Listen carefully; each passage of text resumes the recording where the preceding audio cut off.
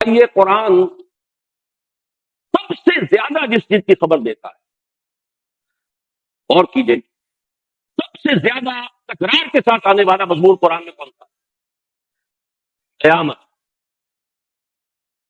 مکی صورتوں تو یوں سمجھیے کہ مکی صورتیں 2/3 قرآن بنتی ہیں، اور اس کا اگر آپ انالیسس کریں گے تو کم سے کم 2/3 کا 1/3 تو صرف قیامت کے حالات کے اوپر مشتمل ہے۔ قیامت ایک بہت بڑا واقعہ ہے، ایک بہت بڑا سانحہ ہے کہ جو اس کائنات کے اندر آنے والا ہے۔ اہم ترین خبر قرآن نے دی ہے قیامت۔ اور یہ بھی ذہن میں رکھیے کہ موجودہ جو ذہن سائنٹیفک بن گیا تھا، کو ذرا یہاں پہ انڈر لائن کر لیجیے، اب نہیں ہے یہ، لیکن بدقسمتی سے عوام جو ہے ابھی تک اس کے اندر پڑے ہوئے ہیں۔ اس سے مراد یہ ہے کہ ایک دور وہ تھا جبکہ نیوٹونین ایرا جو کہلاتا ہے فزکس کا، سائنس قطعی ہے، اس کے قوانین قطعی ہیں، مادہ اور انرجی دو علیحدہ علیحدہ چیزیں ہیں، مادہ انڈسٹرکٹیبل ہے، اسے فنا نہیں کیا جا سکتا، یہ تمام چیزیں تھیں۔ نیوٹن کی فزکس جب شروع ہوئی ہے، یہ لاز آف موشن ہیں، ان کے اندر کہیں کوئی فرق و تفاوت نہیں آ سکتا۔ یہ تمام جو قوانین طبیعیہ تھے جو ہم نے پڑھے ہیں FSC کے زمانے میں، ہم نے بھی پڑھے اور آپ سب نے بھی پڑھے ہوں گے، یہ نیوٹن کا دور ہے، اور وہ در حقیقت کہا جاتا ہے کہ جدید طبیعیات کا باوا آدم۔ جب تک اس کی طبیعیات کا دور رہا، کیسے مان لے کہ یہ دنیا ختم ہو جائے؟ تو بڑا بہت کم نظام ہے، کیسے مان لے؟ میٹر انڈسٹرکٹیبل ہے، اور اتنا بڑا میٹر، یہ کائنات، یہ سارا کا سارا مادہ کہاں پتا ہو جائے؟ جیسے کفار کہا کرتے تھے، قریش کہتے تھے مکے کے، نہیں ہونے والی باتیں نہیں، انہونی بات ہے، انہونی بات ہے، انہونی بات ہے، نہیں ہوتا۔ یہ ساری باتیں جو ہے جدید ذہن کے اندر، سائنٹیفک ذہن میں الجھ گئی تھی، یہی ٹھوکر کھائی تھی سر سید احمد خان۔ بھائی جن ہمیں نظر نہیں آتے، کیسے مان لے کہ جنات کا بھی کوئی وجود؟ نظر نہ آنے والی تو ایک شے تو ہم مان سکتے ہیں کہ اللہ ہے، کوئی ایک شے ہے جو نہیں ہمیں نظر آتی، اور کوئی شے ہم نہیں مان سکتے جو نظر نہ آتی۔ جن نظر نہیں آتا ہم نہیں مانتے، روح نظر نہیں آتی ہم نہیں مانتے، فرشتہ نظر نہیں آتا ہم نہیں مانتے۔ یہ سارا اس نیوٹونین دور کی فزکس کا فساد ہے، اور عوام الناس آج بھی اسی ذہن کے، وہ تو جو اصل میں فزکس کے جو اصل طالب علم ہیں، جن کا یہ شعبہ ہے، وہ جانتے ہیں کہ وہ زمانہ ختم ہوا، نیوٹونین فزکس جو ہے اس کا جنازہ نکل چکا، یہ آئنسٹائن کا ایرا ہے۔ اب کوئی شے قطعی رہی نہیں، ہر شے ریلیٹو ہے، ہر شے اضافی ہے، کسی شے کے اندر ایبسولوٹ ہونے کا کوئی تصور ہی نہیں۔ مادہ اور انرجی کی ڈوئلزم جو ہے، سنویت ختم ہو چکی، مادہ انرجی میں کنورٹ ہو جاتا ہے، انرجی مادے میں کنورٹ ہو جاتی ہے، اور مادہ جو ہے انڈسٹرکٹیبل نہیں رہا، زمانہ ختم ہوا، وہ سارا دور ختم ہو چکا۔ لیکن جب تک کہ یہ ابھی تک لوگوں کے ذہنوں میں وہ نیوٹونین ایرا کے اثرات باقی ہیں، قیامت کے بارے میں بھی کوئی یقین نہیں ہے لوگوں کو۔ لیکن سب سے زیادہ زور و شور کے ساتھ، شد و مت کے ساتھ جو بات قرآن میں بیان ہوتی ہے، وہ قیامت اور بعد بعد الموت۔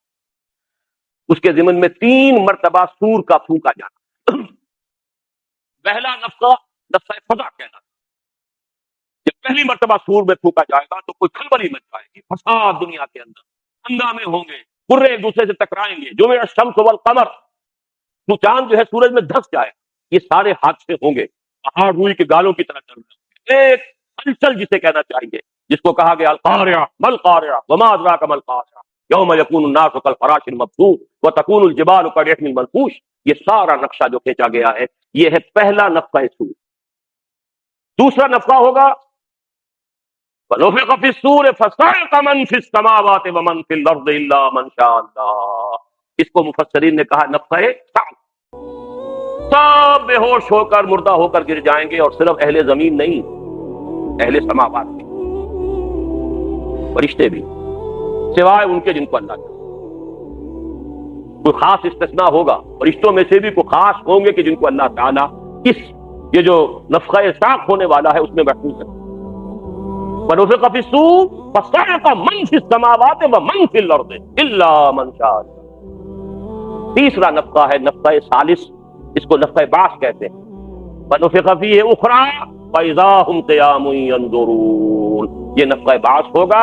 پھر جب تیسری مرتبہ سور میں پھونکا جائے گا تو سب کھڑے ہوں گے دیکھتے ہوئے، یہ سب دوبارہ زندہ ہو جائیں گے، پوری نوع انسانی جو ہے وہ قبروں سے نکل آئے گی۔ یہ 3 نفخوں کا ذکر قرآن مجید میں ہے، اور نبی اکرم صلی اللہ علیہ وسلم کی احادیث میں ان کی تفاصیل ہے۔ اب دیکھیے اس قیامت یا الساعہ، اس کو بھی ذرا نوٹ کر لیجئے، ہم ایک لفظ جو ہے غلط العام کے طور پر استعمال کرتے ہیں، قیامت۔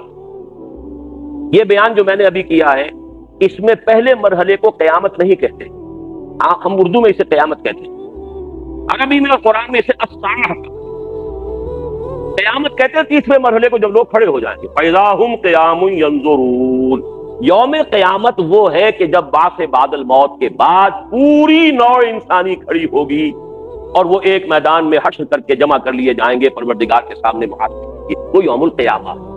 قیامہ اسے کہتے ہیں، قامہ یقوم، کھڑا۔ یوم القیامہ وہ ہے نفخہ ثالث کے بعد، جب کہ بعث بعد الموت ہوگا اور تمام نوع انسانی زندہ ہو کر اپنے رب کے حضور میدان حشر کی طرف دوڑتے ہوئے جائیں گے اور اپنے رب کے سامنے کھڑے۔ پہلا نفخہ جو ہے وہ نفخۃ الساعہ کہلاتا ہے۔ چنانچہ سورہ انبیاء کے فوراً بعد جو ہے قرآن مجید میں سورۃ الحج ہے، یا ایھا الناس اتقوا ربکم ان زلزلۃ الساعۃ شیء عظیم یوم ترونها تذهل كل مرضعۃ عما ارضعت وتضع كل ذات حمل حملها وترى الناس سکارى وما هم بسکارى ولكن عذاب اللہ شدید۔ اب یہ نقشہ جو کھینچا گیا ہے، میں ان تمام آیات کا صرف حوالہ دے رہا ہوں، ترجمہ نہیں کروں گا۔ زلزلۃ الساعہ، اس کو نوٹ کیجیے، الساعہ ہے وہ پہلا نفخہ، جبکہ ایک ہنگامہ ہوگا، زلزلہ ہوگا، پوری کائنات کے اندر جو ہے ایسے عظیم ٹکراؤ ہوں گے اور پہاڑ روئی کے گالوں کی طریقے سے اڑے پھریں گے، زمین میں نہ کوئی اونچائی رہے گی نہ نچائی رہے گی، یہ ٹوٹ ٹوٹ کر دکت الارض دکن دکم وجاء ربک والملک صفا صفا، اس کو کھلا ایک چٹیل میدان بنا دیا جائے گا، لا تری فیہا عوجا ولا امتا، نہ اس میں تم کہیں ٹیڑھ دیکھو گے نہ کہیں اونچائی دیکھو گے، ایک چٹیل میدان ہے اور اس میں پوری نوع انسانی جو ہے جمع ہوگی اللہ کے سامنے محاسبے۔ اقترب للناس حسابهم وهم في غفلة معرضون۔ اب اس کی جو علامات بیان ہوئی ہے احادیث، یہ قیامت کب آئے گی؟ پہلی بات تو نوٹ کر لیجئے کہ جہاں تک اس کے ایگزیکٹ ٹائم کا تعلق ہے، صراحت کے ساتھ صحیح احادیث میں، متفق علیہ احادیث میں حضور صلی اللہ علیہ وسلم نے واضح طور پر بتایا ہے قیامت کب آئے گی، اس کا ایگزیکٹ نالج، اس کا صحیح معین علم سوائے اللہ کے کسی کو نہیں، نہ جبرائیل کو ہے نہ محمد الرسول اللہ کو صلی اللہ علیہ وسلم۔ حدیث جبرائیل، اب دیکھیے میں نے فرشتوں میں سے بھی سب سے اونچا فرشتہ جبرائیل کا نام لے دیا ہے، اور انسانوں میں سید البشر محمد الرسول اللہ کا نام لے دیا، جب ان دونوں کے علم میں نہیں تو اور طاقت اب دیگراں کے رسد کسی اور کو کیسے اس کا امکان ہے؟ ایگزیکٹ ٹائم کا کوئی علم۔ ان اللہ عنده علم الساعہ، قیامت کا وقت جو ہے قیامت کا وہ تو اللہ ہی کے پاس ہے اور کسی کے پاس نہیں۔ وتبارک الذی لہ ملک السماوات والارض وما بینہما وعنده علم الساعہ، قیامت کا دن، قیامت کا الساعہ کا وقت جو ہے وہ صرف اسی کے لیے۔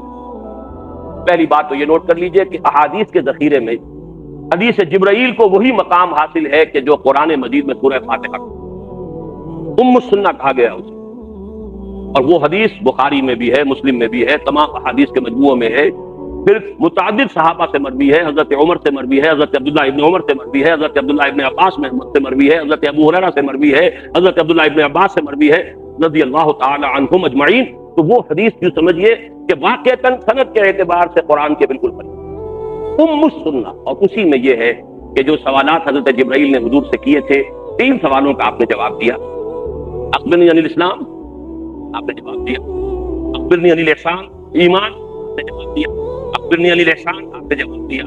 اس کے بعد انہوں نے سوال کیا چوتھا، اخبرنی عن الساعہ، قال ما المسئول عنها بعالم من السائل۔ حضور نے فرمایا صاف صاف کہ جس سے جو پوچھنے والا ہے، جس سے پوچھا جا رہا ہے، وہ بھی اس سے زیادہ واقف نہیں ہے جتنا کہ وہ خود۔ آپ نے اس کا جواب دیا ہے، اور پھر آیت بھی پڑھی ایک روایت کے اندر، وہی جو میں آپ کو سنا رہا تھا، ان اللہ عنده علم الساعہ وینزل الغیث ویعلم ما فی الارحام وما تدری نفس ماذا تکسب غدا وما تدری نفس بأی ارض تموت۔ یہ حدیث جو ہے، یہ جو آیت قرآنی ہے، یہ بھی آپ نے اس حدیث کے اندر پڑھی ہے کہ ان 5 چیزوں کا علم جو ہے اللہ کے سوا کسی کو۔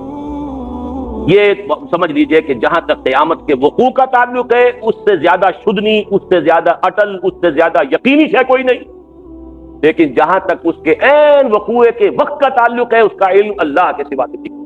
البتہ اس کی علامات، ان علامات میں سب سے پہلی علامت، یہ نوٹ کیجئے چیز، خود حضور صلی اللہ علیہ وسلم نے اپنی بعثت کو قرار دیا۔ میں 2 حدیثیں آپ کو سنا رہا ہوں، متفق علیہ روایت ہے، بخاری اور مسلم دونوں میں موجود ہے، حضرت انس رضی اللہ تعالیٰ عنہ سے مروی ہے، آپ نے فرمایا بعثت انا والساعۃ کہاتین، میں جو مبعوث کیا گیا ہوں، میں جو رسول بنا کر بھیجا گیا ہوں، میں اور قیامت ایسے ہیں۔ آپ نے اپنی دو انگلیوں کو جوڑ دیا، یہ سبابہ اشارہ کرنے والی انگلی اور درمیانے کہا جس طرح یہ دونوں جڑی ہوئی ہیں، بالکل اسی طرح میری بعثت اور قیامت یہ آپس میں جڑے۔ اب اس کی ایک تعبیر ہے، وہ یہ ہے کہ میرے اور قیامت کے درمیان کوئی اور نبی نہیں۔ انا آخر المرسلین وانتم آخر الامم، اب میں آخری رسول ہوں اور تم آخری امت، میرے اور قیامت کے درمیان کوئی فصل نہیں ہے۔ گویا کہ میری نبوت اور میری امت اور قیامت کے مابین اب کوئی اور نبوت اور کوئی اور امت حائل نہیں۔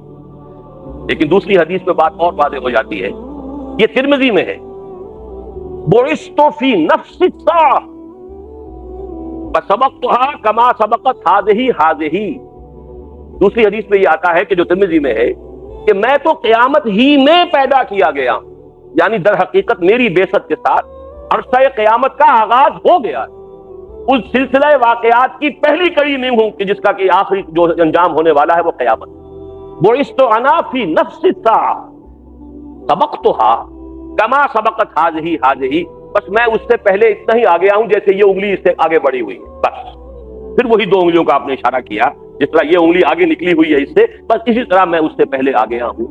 گویا کہ حضور کی بعثت صلی اللہ علیہ وسلم اور قیامت کے ایک دوسرے کے ساتھ متصل ہیں۔ لیکن میں اس وقت جو آنا چاہتا ہوں قبل قیامت کے واقعات کیا ہے۔ قبل قیامت جو کچھ ہونے والا ہے، جس کی خبر دی ہے محمد رسول اللہ صلی اللہ علیہ وسلم نے، اس میں سے ایک خبر تو وہ ہے جو خوشخبری کے طور پر ہم نے پچھلے 2 سالوں میں بہت عام کی۔ اسی مسجد میں میں نے وہ حدیثیں کئی مرتبہ آپ کو سنائی، وہ حدیثیں جن سے معلوم ہوتا ہے کہ قیامت سے پہلے کل روئے ارضی پر اللہ کے دین کا غلبہ ہو، پورا عالم انسانیت خلافت علی منہاج النبوت کے سائے تلے آ جائے۔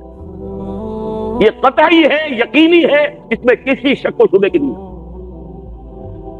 حدیث آپ کو صرف تیزی کے ساتھ یاد کرنا ہوں، حضرت نعمان ابن بشیر کی حدیث رضی اللہ تعالیٰ، مسند احمد ابن حنبل میں ہے۔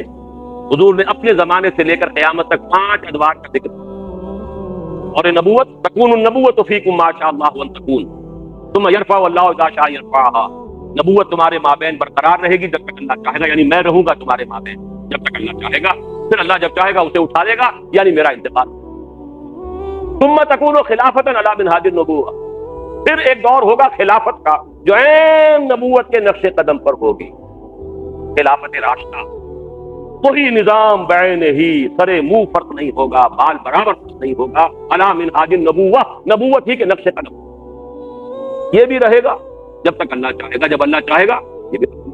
ثم تکون ملکا عاما، تیسرا پھر ایک ملوکیت کا دور آئے گا، اور کٹکھنی ملوکیت، ظالم ملوکیت، مسلمانوں میں بادشاہ پیدا ہو جائے، تو عیاشیاں بھی کریں، اچھے بھی ہوں گے برے بھی، ظالم بھی ہوں، مسلمانوں کے حقوق غصب کریں، مسلمانوں کے بیت المال کو اپنی جاگیر بنا کر اپنی عیاشیوں کا ذریعہ بنائیں، یہ ملکا عاما۔ اس کے بعد فرمایا یہ دور بھی ختم ہو جائے گا، پھر چوتھا آئے گا، ثم تکون ملکا جبریا، پھر ملوکیت ہوگی غلامی کے ساتھ۔ پہلے بادشاہ تھے، مسلمان تو تھے، بابر تھا، اکبر تھا، کوئی بھی تھا، مسلمان تو تھے، برے بھی تھے، اچھے بھی تھے، مسلمان تو تھے۔ اس کے بعد تم تاج برطانیہ کے غلام ہو گئے، یا کہیں فرانسیسیوں کے غلام ہو گئے، کہیں اطالویوں کے غلام ہو گئے۔ ثم تکون ملکا جبریا فتکون ما شاء اللہ وان تکون، یہ بھی رہے گا جب تک اللہ چاہے گا، پھر یہ بھی ختم ہو جائے گا۔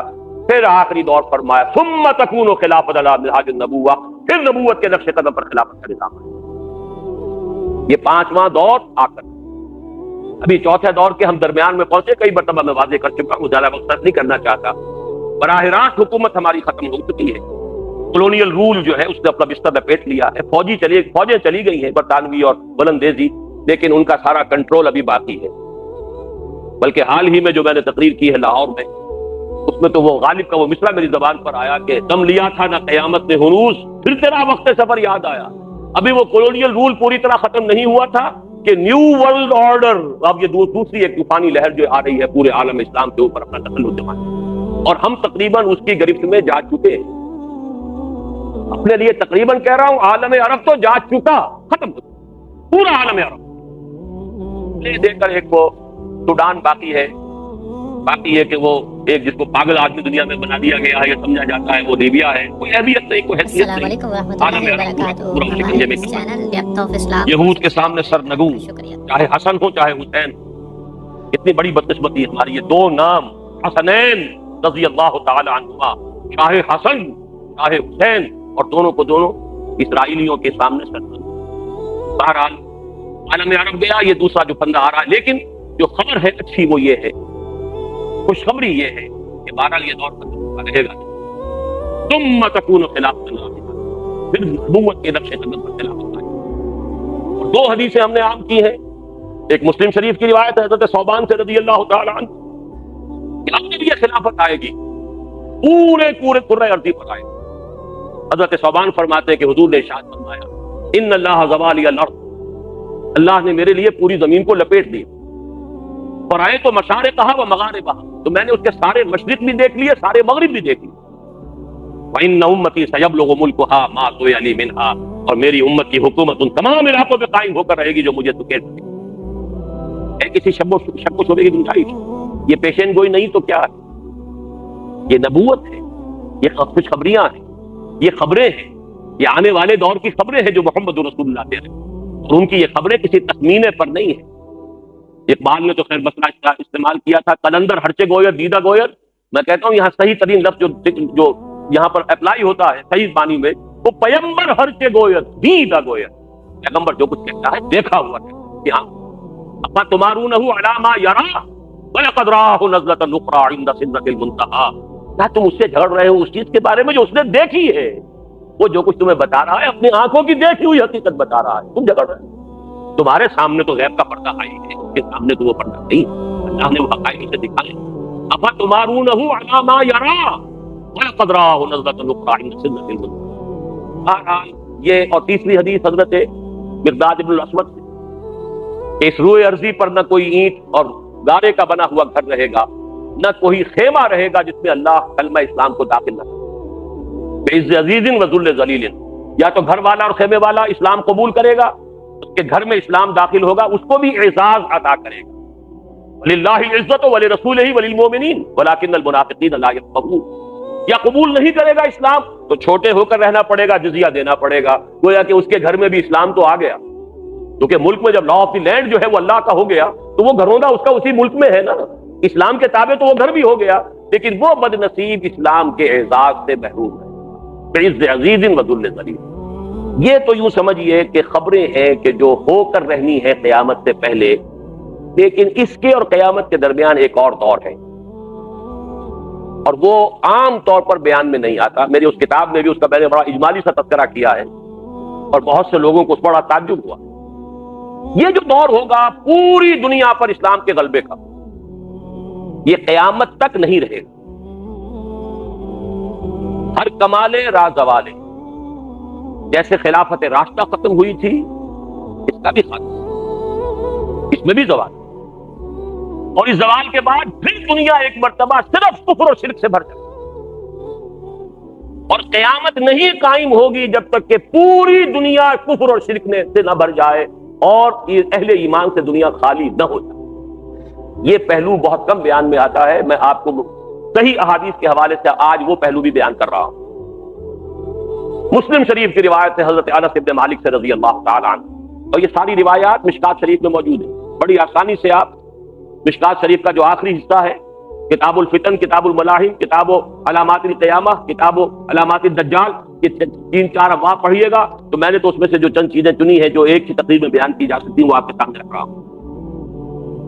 حضرت انس سے مروی ہے رضی اللہ تعالی عنہ، لا تقوم الساعة حتى لا يقال في الارض اللہ اللہ، اور ایک دوسری روایت میں الفاظ ہے لا تقوم الساعة على احد يقول اللہ اللہ، قیامت اس دنیا میں قائم نہیں ہوگی جب تک کوئی ایک بھی اللہ اللہ کہنے والا باقی ہو۔ اللہ پر ایمان اور اللہ کا ذکر کرنے والوں سے دنیا جب خالی ہو جائے گی تب قیامت۔ یہ حدیث مسلم شریف کی۔ دوسری حدیث مسلم ہی میں ہے، عبداللہ ابن مسعود سے رضی اللہ تعالی عنہ، لا تقوم الساعة الا على شرار الخلق، یہ قیامت کھڑی نہیں ہوگی، قیامت کی یہ سختیاں، زلزلۃ الساعۃ شیء عظیم، یہ کیفیات جو ہیں یہ نہیں آئیں گی مگر صرف شریر لوگوں کے اوپر. اللہ تعالیٰ اپنے اہل ایمان کو ان سختیوں سے بچا لے. یہ جو قیامت کا زلزلہ آئے، یا ایھا الناس اتقوا ربکم ان زلزلۃ الساعۃ شیء عظیم یوم ترونها تذهل كل مرضعة عما ارضعت وتضع كل ذات حمل حملها وترى الناس سکارى وما هم بسکارى ولكن عذاب الله شدید. یہ جو زلزلۃ الساعہ ہے اس کی سختیوں سے اللہ تعالیٰ اہل ایمان کو بچا لے گا. کوئی صاحب ایمان دنیا میں اس وقت موجود نہیں ہوگا جب کہ قیامت آئے. اب سنیے تیسری حدیث جو ان دونوں کا رشتہ جوڑنے والی ہے. غلبہ دین، خلافت علی منہاج النبوہ، گلروئے عرضی پر اللہ کا دین، اللہ کے نظام خلافت کا قیام، اور اس کے بعد پھر وہاں سے ایمان اور اسلام کا خاتمہ.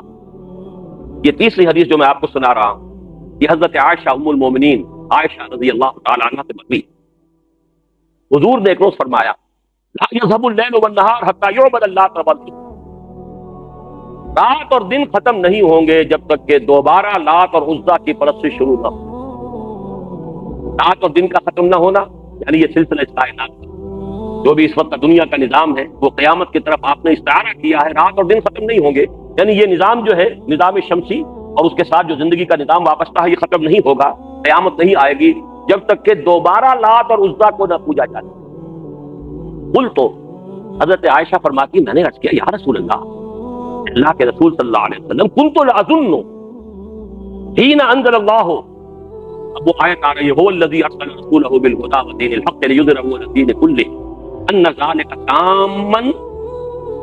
حضرت عائشہ عرض کرتی ہے کہ حضور میں تو یہ سمجھی تھی کہ جب یہ آیت نازل ہوئی کہ وہی ہے اللہ جس نے بھیجا اپنے رسول کو صلی اللہ علیہ وسلم الہدیٰ اور دین حق دے کر تاکہ وہ غالب کر دے کل کے کل دین پر. میرا تو گمان یہ تھا کہ اس کے بعد یہ کیفیت رہے گی ہمیشہ ہمیشہ، یہ کیفیت کبھی ختم نہیں ہوگی. اللہ کا دین جو غالب ہوگا تو غالب رہے گا تا قیام قیامت. میں یہ گمان نہیں کر سکتی تھی کہ دوبارہ پھر لوگ کفر اور شرک کے اندر یہاں تک کہ لات اور عزا کی پرستش کی طرف مائل ہو جائیں گے. اب حضور نے جواب دیا انہ سیکون من ذلک، ہوگا یہ تو ہوگا. اللہ کا دین غالب ہو جائے گا، باطل ختم ہو جائے گا، اللہ کا دین پوری دنیا پر غالب آئے گا، اللہ کا نظام خلافت قائم ہو جائے گا ماشاء اللہ. لیکن یہ رہے گا جب تک اللہ چاہے گا. ثم یبعث اللہ ریحا طیبۃ، پھر اللہ تعالیٰ ایک بڑی ہی خوشگوار ہوا چلائے گا. نوٹ کیجیے الفاظ ریحا طیبۃ، بڑی خوشگوار خوش آئند ہوا چلائے گا. فتوفى كل من كان في قلبه مثقال حبة من خردل من ایمان، جس سے کہ انتقال ہو جائے گا، موت واقع ہو جائے گی ہر اس انسان کی جس کے دل میں ذرہ برابر رائی کے دانے کے برابر بھی ایمان ہوگا.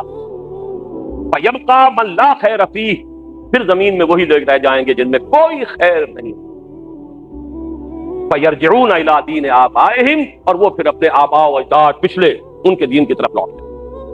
اس سے معلوم ہوا کہ قیامت کے قائم ہونے سے قبل اور اللہ کے دین کے غلبے کے بعد اللہ تعالیٰ کی طرف سے معجزانہ خرق عادت طور جیسے قیامت آئے گی تب بھی تو قرے ایک دوسرے سے ٹکرائیں گے. جب ایسے بڑے بڑے ہو سکتے زلزلہ تو ساعہ ہو سکتا ہے، تو یہ بھی اللہ کی طرف سے کوئی بعید تو نہیں اس کی قدرت سے کہ کوئی ایسی ہوا چلے گی جس سے صاحب ایمان جو ہے وہ موت کی نیند سو جائے. کہ قیامت کا وہ زلزلہ جو ہے اس کی سختیوں سے اللہ یہیں سے بچا دے. نہ صرف یہ کہ انہیں آخرت میں بچانا ہے آگ سے، اور نہ صرف یہ کہ آخرت میں بچانا ہے اسے حشر کی سختیوں سے، نہ صرف یہ کہ وہاں کی جو ہے آخرت کی تمام سختیوں سے اللہ اہل ایمان کو بچائے گا. اہل ایمان میں سے کسی کو اس قیامت زلزلۃ الساعہ کی جو سختیاں ہیں ان میں بھی مبتلا نہیں کرے گا. ثم یبعث اللہ ریحا طیبۃ فیتوفی کل من کان فی قلبہ مثقال حبۃ من خردل من ایمان ویبقى من لا خیر فیہا، پھر وہی لوگ رہ جائیں گے جن میں کوئی خیر نہیں ہوگا. فیرجعون الی دین آبائہم، تو پھر وہ لوٹ جائیں گے اپنے آباء و اجداد کے دین کی طرف. اب یہ وہ لوگ ہوں گے جن پر کہ قیامت کی وہ سختی آئے گی. ان زلزلۃ الساعۃ شیء عظیم، ان تمام سختیوں کا ان کو جھیلنا. اب آئیے تیسرا، اس سے قبل کیا قیامت ہوگی. یہ تو قرآن مجید کی سب سے زیادہ اہم خبر. ایک وقت آئے گا یہ پہاڑ روئی کے گالوں کی طرح ہوں گے، زمین چٹیل میدان ہوگی، تمام انسان جو ہے پھر دوبارہ بھی زندہ کیے جائیں گے. لیکن اس سے پہلے جو ہے بہرحال وہ زلزلۃ الساعۃ، اس سے پہلے دنیا سے اہل ایمان کا خاتمہ ہوگا. ہم ٹائم ٹیبل کوئی نہیں دے سکتے، یہ بھی متا نہیں کتنے سال لگیں گے کہ ایک کام میں دوسرے میں. جس طرح نفخہ اولا، نفخہ ثانیہ، نفخہ ثالثہ، 3 مرتبہ جو سور پھونکا جائے گا، ہمیں کچھ معلوم نہیں کہ ان کے درمیان وقفہ کتنا ہو، 100 سال ہوں گے، 200 سال ہوں گے، 10 سال ہوں گے، 20 سال، ہمیں کچھ پتہ نہیں۔ جو چیز ہمیں بتائی گئی ہے وہی تک ہمیں معلوم ہے۔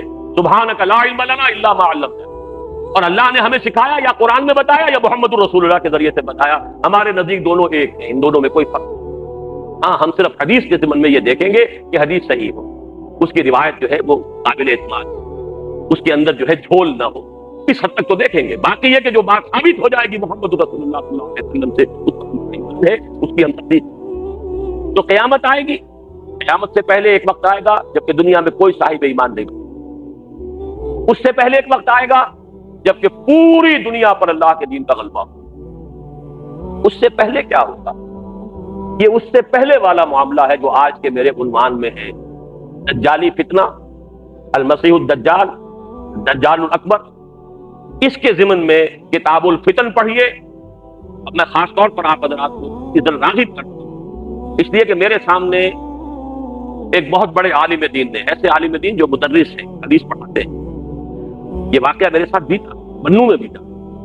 جب میں نے یہ حدیث نعمان ابن بشیر کے جلسے میں پڑھی ہے، بعد میں انہوں نے کہا کہ یہ تو حدیث ہمیں بھی معلوم نہیں، اس لیے کہ ہمارے مدرسوں میں بھی سارا جو حدیث کا درس ہوتا ہے وہ سب وہ شروع کے جو فقہی ابواب ہیں، وضو کے اور نماز کے اور روزے کے اور یہ اور وہ جس میں اختلافات ہیں مسلمانوں کے، سارا وقت صرف ہو جاتا ہے ان پر، یہ احادیث کے ابواب تو ہم پڑھتے ہی۔ اگر یہ حال علماء کا ہے اور ایک عالم دین خود اس کا اعتراف مدرس، ہماری توجہ نہیں، اب عام آدمیوں کو کیا کروں، خاص طور پر جن کے ذہنوں میں سر سید کے دور سے شروع ہونے والے فکر نے کہ جو اپنے انتہائی عروج کو پہنچا ہے غلام احمد پرویز کی تحریروں میں، جن کے ذہنوں تک وہ ذہن رسائی کر چکا ہے کسی درجے میں، اب ان کو تو میں اور کیا کروں اگر علماء کہا لیے کتاب دیگرہ کے رسل۔ اس لیے میں کہہ رہا ہوں کہ ان احادیث کا مطالعہ کیجئے، ان ابواب کا مطالعہ کیجئے، غور و فکر کیجئے، یہ چیزیں ہیں اور اس لیے بتائی ہیں محمد رسول اللہ صلی اللہ علیہ وسلم نے۔ معاذ اللہ، آپ کوئی کاہن تو نہیں تھے کہ خبریں دے کر کوئی نذرانے وصول کرتے ہیں، کیوں یہ پیشن گوئی کی؟ اس لیے بتایا، تو اس میں ہمارے لیے خیر تھا۔ جیسے سنگھائے میل ہوتے، آپ اگر کسی راستے پر جا رہے ہیں، آپ کو کچھ دیر کے بعد پھر نشان مل گیا کہ یہ فلاں میری منزل 20 میل رہ گئی ہے، ایک تو یہ بھی صحیح پتہ لگ جاتا ہے آپ کو کہ میں صحیح راستے پر ہوں۔ اس سے پہلے دو راہ آیا تھا، پتہ نہیں سڑک میں کوئی غلط تو نہیں مڑایا۔ وہ نشان میل جب آتا ہے، سنگ میل جب آتا ہے، تو آپ کو نہ صرف فاصلے کا پتہ چلتا ہے بلکہ یہ بھی یقین ہو جاتا ہے کہ میں صحیح راستے پر ہوں۔ تو یہ تمام واقعات سنگھائے میل ہیں، اور ہمیں اپنی دونوں آنکھیں کھولنی چاہیے، قرآن اور سنت اور قرآن و حدیث کی دو آنکھیں، کہ جن سے ہم ان تمام نشانات راہ کو دیکھ سکیں، اور ہمارے سامنے وہ جس کو اقبال نے کہا ہے چشمہ ہے میری آنکھ کا خاک مدینہ و نجف۔ میں کہا کرتا ہوں کہ میری جو آنکھ ہے اس کا سرما قرآن اور حدیث رسول صلی اللہ علیہ وسلم۔ یہ دو آنکھیں ہیں جن سے ہمیں حالات کو دیکھنا، جس سے سارا نظر آ رہا ہے کہ کیا ہو رہا ہے، کیوں ہو رہا ہے، کس طرح ہو رہا ہے، یہ اسرائیل کیسے بن گیا، یہ مسلمانوں پر کیا آفت کیوں آ گئی، کس لیے آ گئی، حالات کدھر جا رہے ہیں، زمانے کا رخ کیا ہے، آنے والے کیا حالات ہیں، what are the coming events which are casting their shadows before۔ ان تمام چیزوں میں بصیرت حاصل کرنی ہے تو آپ کو ان احادیث کا مطالعہ کرنا۔ ان میں ہے یہ کتاب الفتن، کتاب الملاحم، الملحمۃ العظمی، ایک خبر دی گئی ہے تاریخ انسانی کی عظیم ترین جنگ، جس میں اتنے انسان مریں گے کہ پرندے اڑتے چلے جائیں گے، انہیں زمین پہ اترنے کی جگہ نہیں ملے گی، لاشیں ہی لاشیں ہوں گی، تھک کر بندہ گرے گا تو لاشوں پر گرے گا۔ یہ بھی کے الفاظ ہیں۔ اور یہ الملحمۃ العظمی، یہ نوٹ کر لیجیے، اعظم کہتے ہیں سب سے بڑی۔ یہ جنگ عظیم دو ہوئی ہیں ابھی تک، جنگ عظیم اول، جنگ عظیم دو، عظیم ہے یہ، اعظم ابھی آنے والی ہے، تھرڈ ورلڈ وار جس کی دنیا میں باتیں ہو رہی ہیں، شروع ہوتی ہے، یہ موضوع رہی ہے دنیا کے اندر، اسی کے لیے ساری ہو رہی ہے یہ کہ کہیں ہمارے سوا کسی کے پاس ایٹم بم نہ ہو جائے۔ یہ ساری جو بھی جد و جہد ہو رہی ہے، یہ رابین رافیل صاحبہ جو ہے جو فرقی بنی ہوئی پھر رہی ہیں ادھر سے ادھر، ادھر سے ادھر، یہ ساری کس لیے؟ کسی مسلمان ملک کے پاس جو ایٹمک طاقت نہیں ہوتی، حالانکہ ان کے پاس جو ایٹمک طاقتوں کے اسٹاک پائلز ہیں، ایک آدھ دو چار بم ہم کو بنا بھی لیں گے تو اس سے کون سی قیامت آ جائے، لیکن نہیں، they don't want to take any risk۔ Golf کی وار میں آپ نے دیکھا ہوگا کسی ایک امریکی کو مرنے نہیں دینا انہوں نے، چند امریکی مر گئے تھے تو سپر پاور، دنیا کی سپریم پاور جو ہے وہ اٹھا کر اپنا سارا بوریا بستر لپیٹ کر چلی گئی تھی صومالیہ سے، اس لیے کہ امریکی کی جان جو ہے بہت قیمتی۔ لہٰذا اگر کہیں ایٹم بم کسی مسلمان کے پاس ہوا، ہمارے پاس 1000 میں ایٹم بم ہو، ہم انہیں نسیہ منسیہ کر دیں، لیکن ان کا ایک ایٹم بم بھی ہوگا تو ہمارے بھی تو کوئی نقصان ہو جائے گا نا، وہ بھی نہیں ہم نے ہونے دیں۔ یہی وجہ ہے کہ عراق کی جنگ میں انہوں نے دو بدو جنگ کی نوبت ہی نہیں آنے دی. وہ ہوائی جہاز اور وہ ان کے جو ذرائع تھے، پیٹریوٹک میزائل نکال کے لے آئے کہ اسکڈ میزائل جو ہے وہ تو اس کا زیرو ہو گیا. بہت بڑا غرہ تھا اسکڈ میزائل کا، اسکڈ میزائل کے اوپر غرہ تھا صدام حسین کو کہ میں تباہی مچا دوں گا.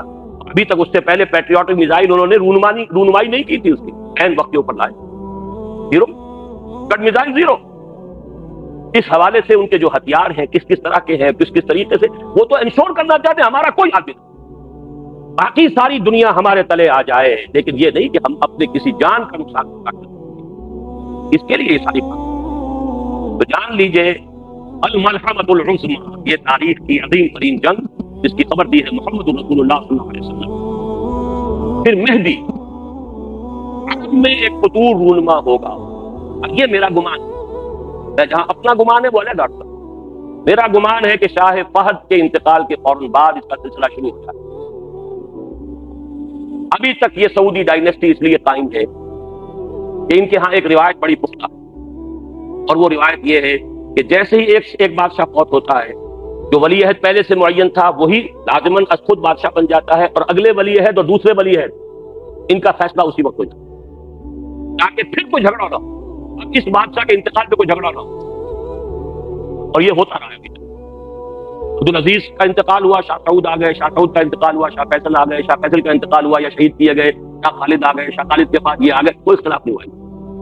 اب اختلاف کی جڑ امریکہ ڈال رہا ہے کہ اب جو ولی عہد ہے عبداللہ وہ امریکہ کو پسند نہیں، امریکہ کی پسند آئے گی، وہاں پر آگے آئے گی.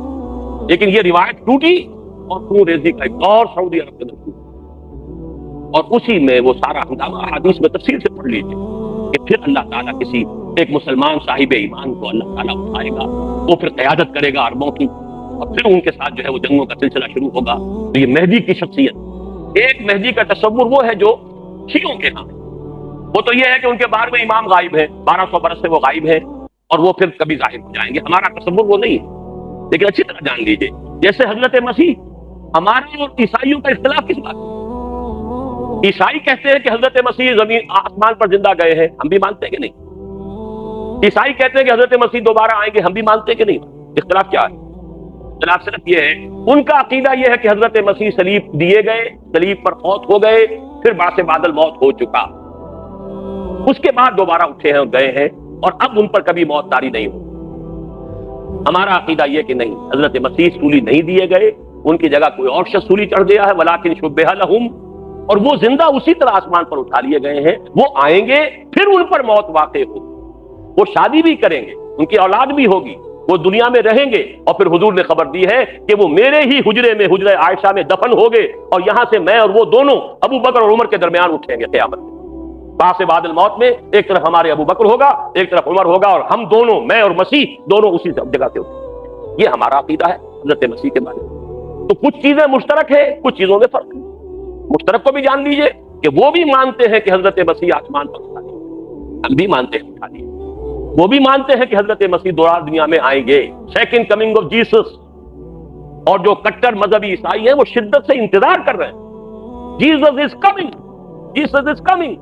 آپ کو یہ سٹیکرز ملیں گے کاروں کے اوپر، بمپر کے اوپر، کاروں کی شیلڈ کے اوپر، جیسس از کمنگ. آنے کا وقت آ گیا، وہ آیا چاہتا آنے والا. حضرت مسیح علیہ السلام کے نزول کے بارے میں ہم اور عیسائی متفق، رفع سماوی کے بارے میں ہم اور عیسائی متفق. اختلاف صرف یہ ہے کہ ان کے نزدیک حضرت مسیح سولی پائے، موت ہوئے، پھر زندہ ہوئے، اور اب ان پر پھر دوبارہ کوئی موت نہیں آئے گی. ہمارے نزدیک ان پر موت نہیں آئی، نہ وہ سولی چڑھائے گئے، وما قتلوہ وما صلبوہ ولکن شبہ لہم. انہیں زندہ آسمان پر اٹھایا گیا، وہ واپس آئیں گے، پھر ان پر موت بھی آئے گی، وہ شادی بھی کریں گے، اور پھر وہ دفن ہوں گے. وہ سارے مراحل ان پر ابھی آنے. لیکن یہ ہے کہ ہمارے ہاں چونکہ زیادہ اثنا عشری ہیں، تو وہ سمجھتے ہیں کہ ہمارا امام جو ہے مہدی وہ غائب ہو گیا تھا، چھپ گیا تھا قتل کے خوف سے. اندیشہ تھا کہ جو عباسی خلیفہ ہے وہ قتل کر دے گا، تو غار میں چھپ گئے، اور وہ ابھی وہاں روپوش. پہلے وہ غیبوبت الصغریٰ تھی کہ اس زمانے میں کچھ لوگ ان سے رابطہ قائم کر سکتے تھے اور ان سے احکام معلوم کر لیتے تھے.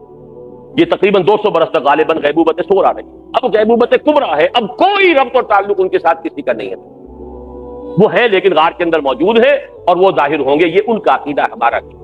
لیکن ہم سمجھتے ہیں کہ جب یہ دور آخری آئے گا، فتنوں کا زمانہ آئے گا، اور مسلمانوں کے اوپر جو ہے اللہ تعالیٰ کی طرف سے سختیاں آئیں گی، عذاب آئیں گے، ان میں سے اللہ تعالیٰ مسلمان اربوں کی مدد کے لیے، ان کی قیادت کے لیے ایک شخص کو اٹھائے گا، ہوگا حضرت فاطمہ ہی کی نسل میں سے، حضرت حسن کی اولاد میں سے حسنی سید ہوگا وہیں پر مدینے کے اندر ہوگا، اور وہاں سے وہ نکل کر بھاگے گا، لیکن لوگ اس سے تلاش کر لیں گے اور پھر اس کے ہاتھ پر بیٹھ جائیں گے، وہ جا کر چھپ جائے گا یہ خانہ کعبہ کے اندر اس کے غلاف کے پیچھے، لیکن یہ کہ وہاں سے مسلمان جو ہے پورے تلاش کر کے ان کے ہاتھ میں بیٹھ چلیں گے، پھر اسلامی جہاد کا آخری دور کے جہاد کا آغاز، یہ حضرت مہدی کا، اسی طریقے سے دجال کا معاملہ، اور پھر یہ ہے کہ اسی طرح نزول مسیح کا معاملہ ہے، یاجوج و ماجوج کا معاملہ ہے، یہ ساری وہ خبریں ہیں جو اس دور سے متعلق ہیں جو خلافت علی منہاج النبوہ کے عالمی غلبے اور دین حق کے عالمی غلبے سے قبل ہونے والے واقعے، یعنی یوں سمجھیے ہم اپنی طرف سے چلیں گے تو اب تو پہلا دور یہ کھڑا ہے ہمارے سامنے،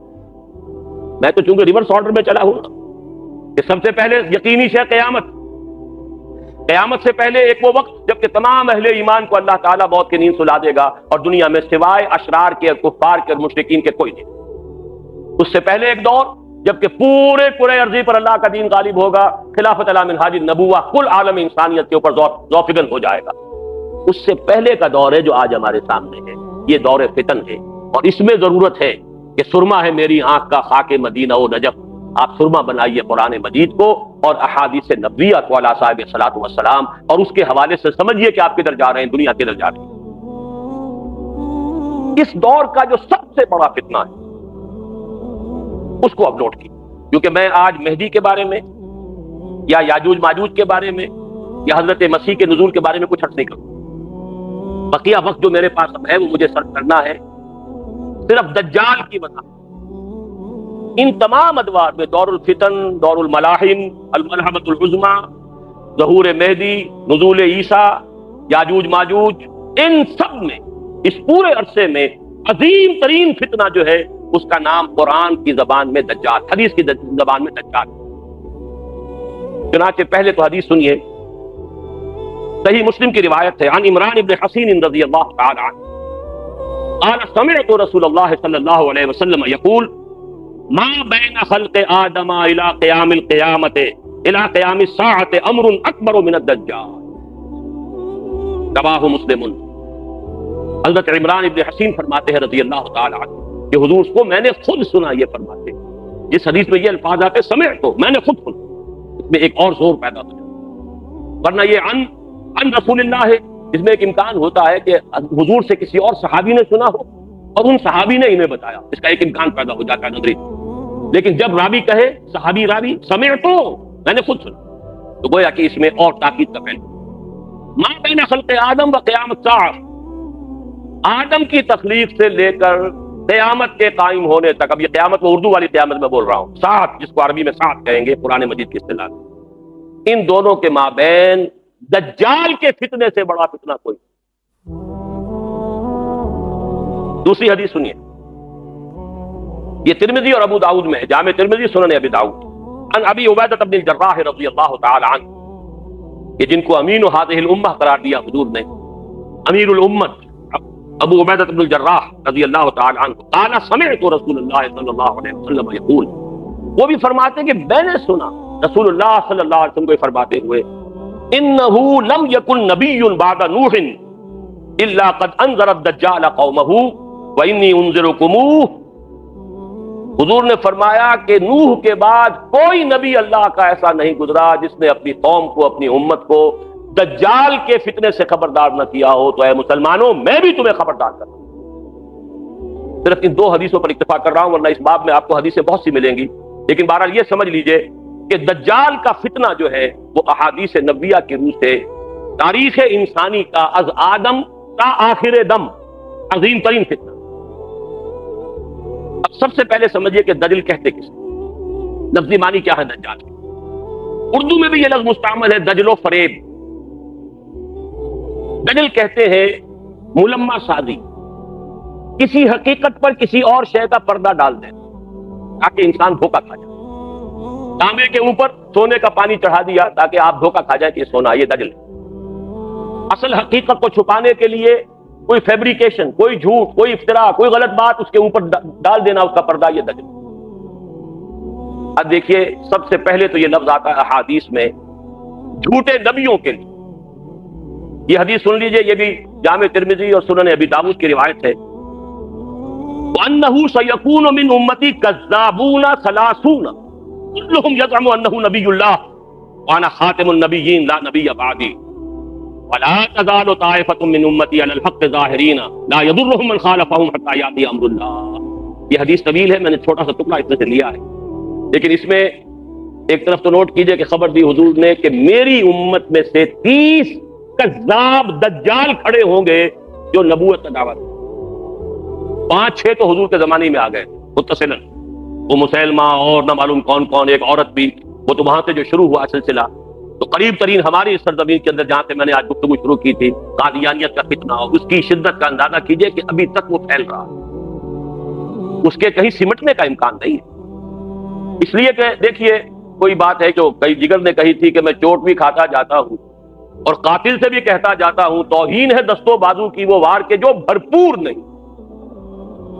یہ جو آپ نے ان کو غیر مسلم قرار دیا، یہ بھرپور وار نہیں کیا جب تک کہ اس کے ساتھ مرتد کی سزا قتل نافذ نہ کی. آدھی بات کافر تو قرار دیا، لیکن یہ کہ اگر مرتد کی سزا جو اسلامی ریاست میں ہے وہ آپ نافذ نہیں کرتے تو ان کا تبلیغ کا سلسلہ چل رہا ہے، لوگ اب بھی قادیانی ہو رہے ہیں، اب سے نوجوان ان کے زیر اثر آتے ہیں، ان کا بڑا لمبا چوڑا نظام ہے. آج ان کے خلیفہ کا، جھوٹے خلیفہ کا خطبہ CNN سے نشر ہو رہا ہے.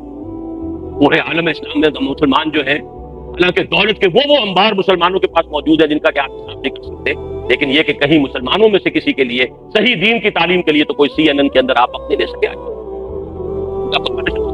دنیا میں سنا جائے بڑے بڑے مراکز ٹورنٹو میں ان کا بہت بڑا مرکز ہے، تو وہ انگلینڈ سے اپنا پورا مرکز جو ہے وہ شفٹ کرنے کی فکر میں ہے. اب امریکہ کے اندر وہ لے جمانے کے بہت بڑا مرکز. یہ سارا سلسلہ چل رہا ہے. یہ کذابون دجالون، یہ جھوٹے نبیوں کے لیے، نبوت کے جھوٹے دعوے داروں کے لیے حدیث میں یہ لفظ آیا ہے وَأَنَّهُ سَيَكُونُ مِنْ أُمَّتِي 30 كَذَّابُونَ كُلُّهُمْ يَزْعُمُ أَنَّهُ نَبِيُّ اللَّهِ. 30 ایسے پیدا ہوں گے شخص جھوٹے کذاب دجال، جن میں سے ہر شخص کا یہ گمان ہوگا کہ میں اللہ کا نبی ہوں، وَأَنَا خَاتِمُ النَّبِيِّينَ لَا نَبِيَّ بَعْدِي، جبکہ حقیقت یہ ہے کہ میں خاتم الانبیاء ہوں اور میرے بعد کوئی نبی. لیکن اس حدیث کا ایک ٹکڑا جو ہے وہ میں خاص طور پر، اگرچہ میرے مضمون سے متعلق تو صرف یہی حصہ تھا، لیکن یہ حصہ بہت ضروری ہے. شاید کہ آپ کے دل میں کوئی آرزو پیدا ہو جائے، امنگ پیدا ہو جائے. حضور نے جہاں یہ خبر دی ہے ساتھ ہی یہ بھی خبر دی، وَلَا تَزَالُ طَائِفَةٌ مِّنْ أُمَّتِي عَلَى الْحَقِّ ظَاهِرِينَ، لیکن میری امت میں ایک گروہ ہمیشہ حق پر غالب رہے گا، حق پر قائم رہے گا. لَا يَضُرُّهُم مَّنْ خَالَفَهُمْ، انہیں کوئی نقصان نہیں پہنچا سکے گا جو شخص بھی چاہے ان کی مخالفت کرے، حتیٰ یاتی امر اللہ، یہاں تک کہ اللہ کا امر، اللہ کا فیصلہ. یہ بہت بڑی خوشخبری ہے. یہ امت کبھی بھی گمراہی پر جمع نہیں ہو. ایسا کبھی نہیں ہوگا جیسے کہ عیسائیت جو ہے تثلیث پر جمع ہو گئی، حالانکہ بہت طویل عرصے تک ایسے بھی موجود رہے حضرت عیسیٰ علیہ السلام کے ماننے والے جو خالص موحد تھے، تثلیث کے قائل نہیں تھے.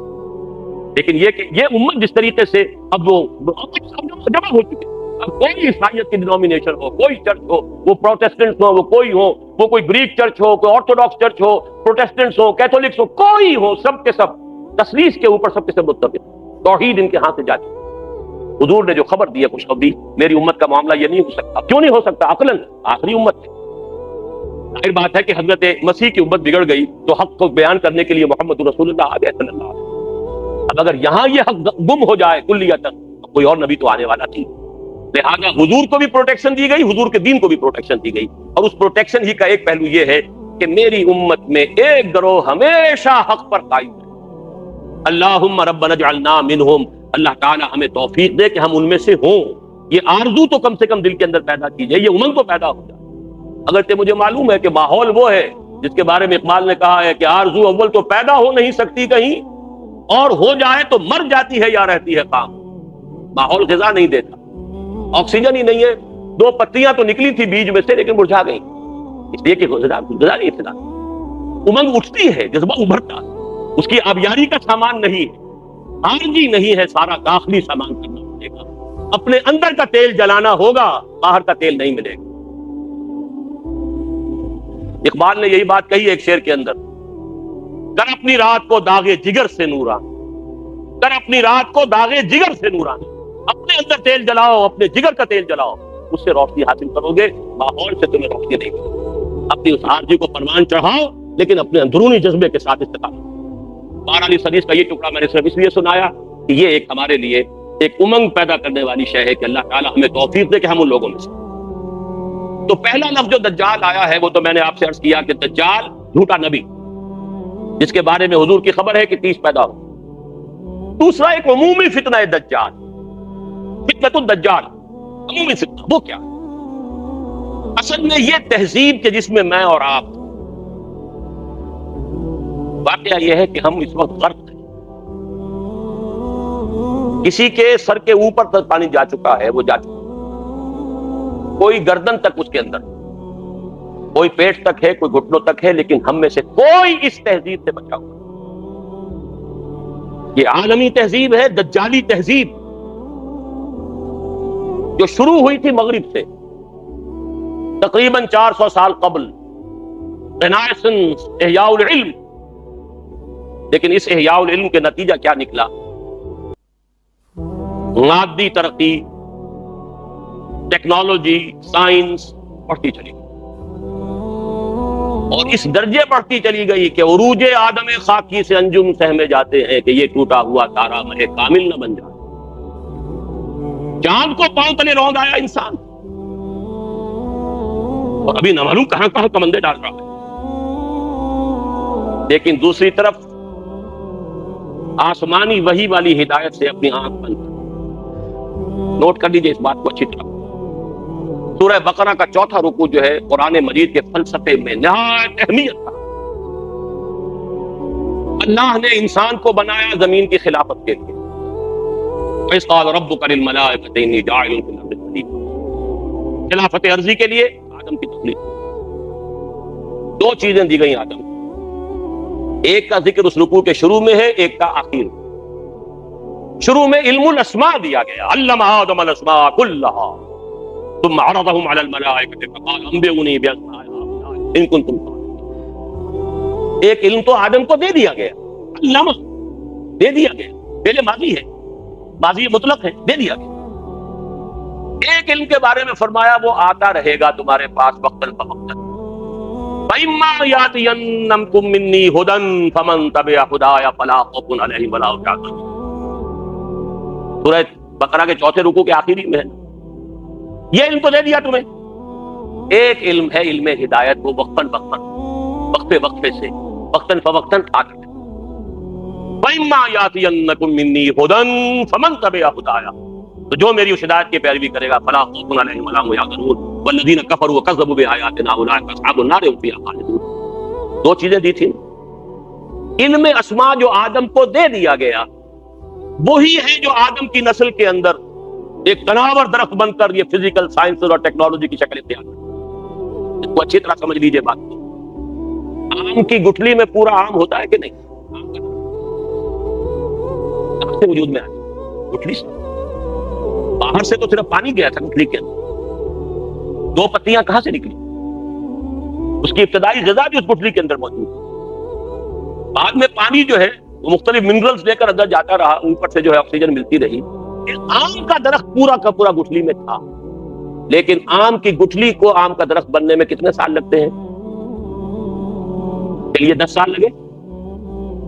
آدم کو پورا علم دے دیا گیا، اس کی ایکسفولیشن، اس کا ظہور، اس کا بروز یہ ہوا ہے ان 10,000 سالوں کے اندر۔ وہ درخت تب تناور درخت بن گیا، اصلها ثابت وفرعها فی السماء، اس کی شاخیں آسمان سے باتیں کر رہی ہیں۔ عروج آدم خاکی سے انجم سہمے جاتے ہیں کہ یہ ٹوٹا ہوا تارا مہ کامل نہ بنے۔ تسخیر کائنات جو انسان کر رہا ہے، خلیفت یہ اچھے سے کر رہا ہے۔ اسی لیے فرمایا گیا اللہ تعالیٰ نے تمہارے لیے پوری زمین کو جو ہے اور جو کچھ اس کے اندر ہے، نہ صرف زمین بلکہ آسمان، ان سب کو اللہ تعالیٰ نے مسخر کر دیا ہے۔ قرآن مجید میں 2 جگہ یہ مضمون آیا ہے۔ بہرحال ایک طرف یہ علم جو پھیلتا چلا گیا اور ابھی اور آگے جا رہا ہے اور آگے جائے گا۔ ابھی جینیٹک انجینئرنگ کا فن جو ہے اس پر سب سے زیادہ یا تو کمپیوٹرز کے اوپر توجہ ہے اور یا جینیٹکس پر.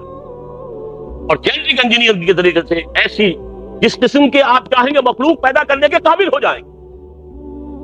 جو صفات آپ چاہتے ہیں پیدا کی، ایسے انسان پیدا کیے جا سکیں گے جن میں سرے سے رحم اور سرے سے رقت کا مادہ ہی نہ ہو.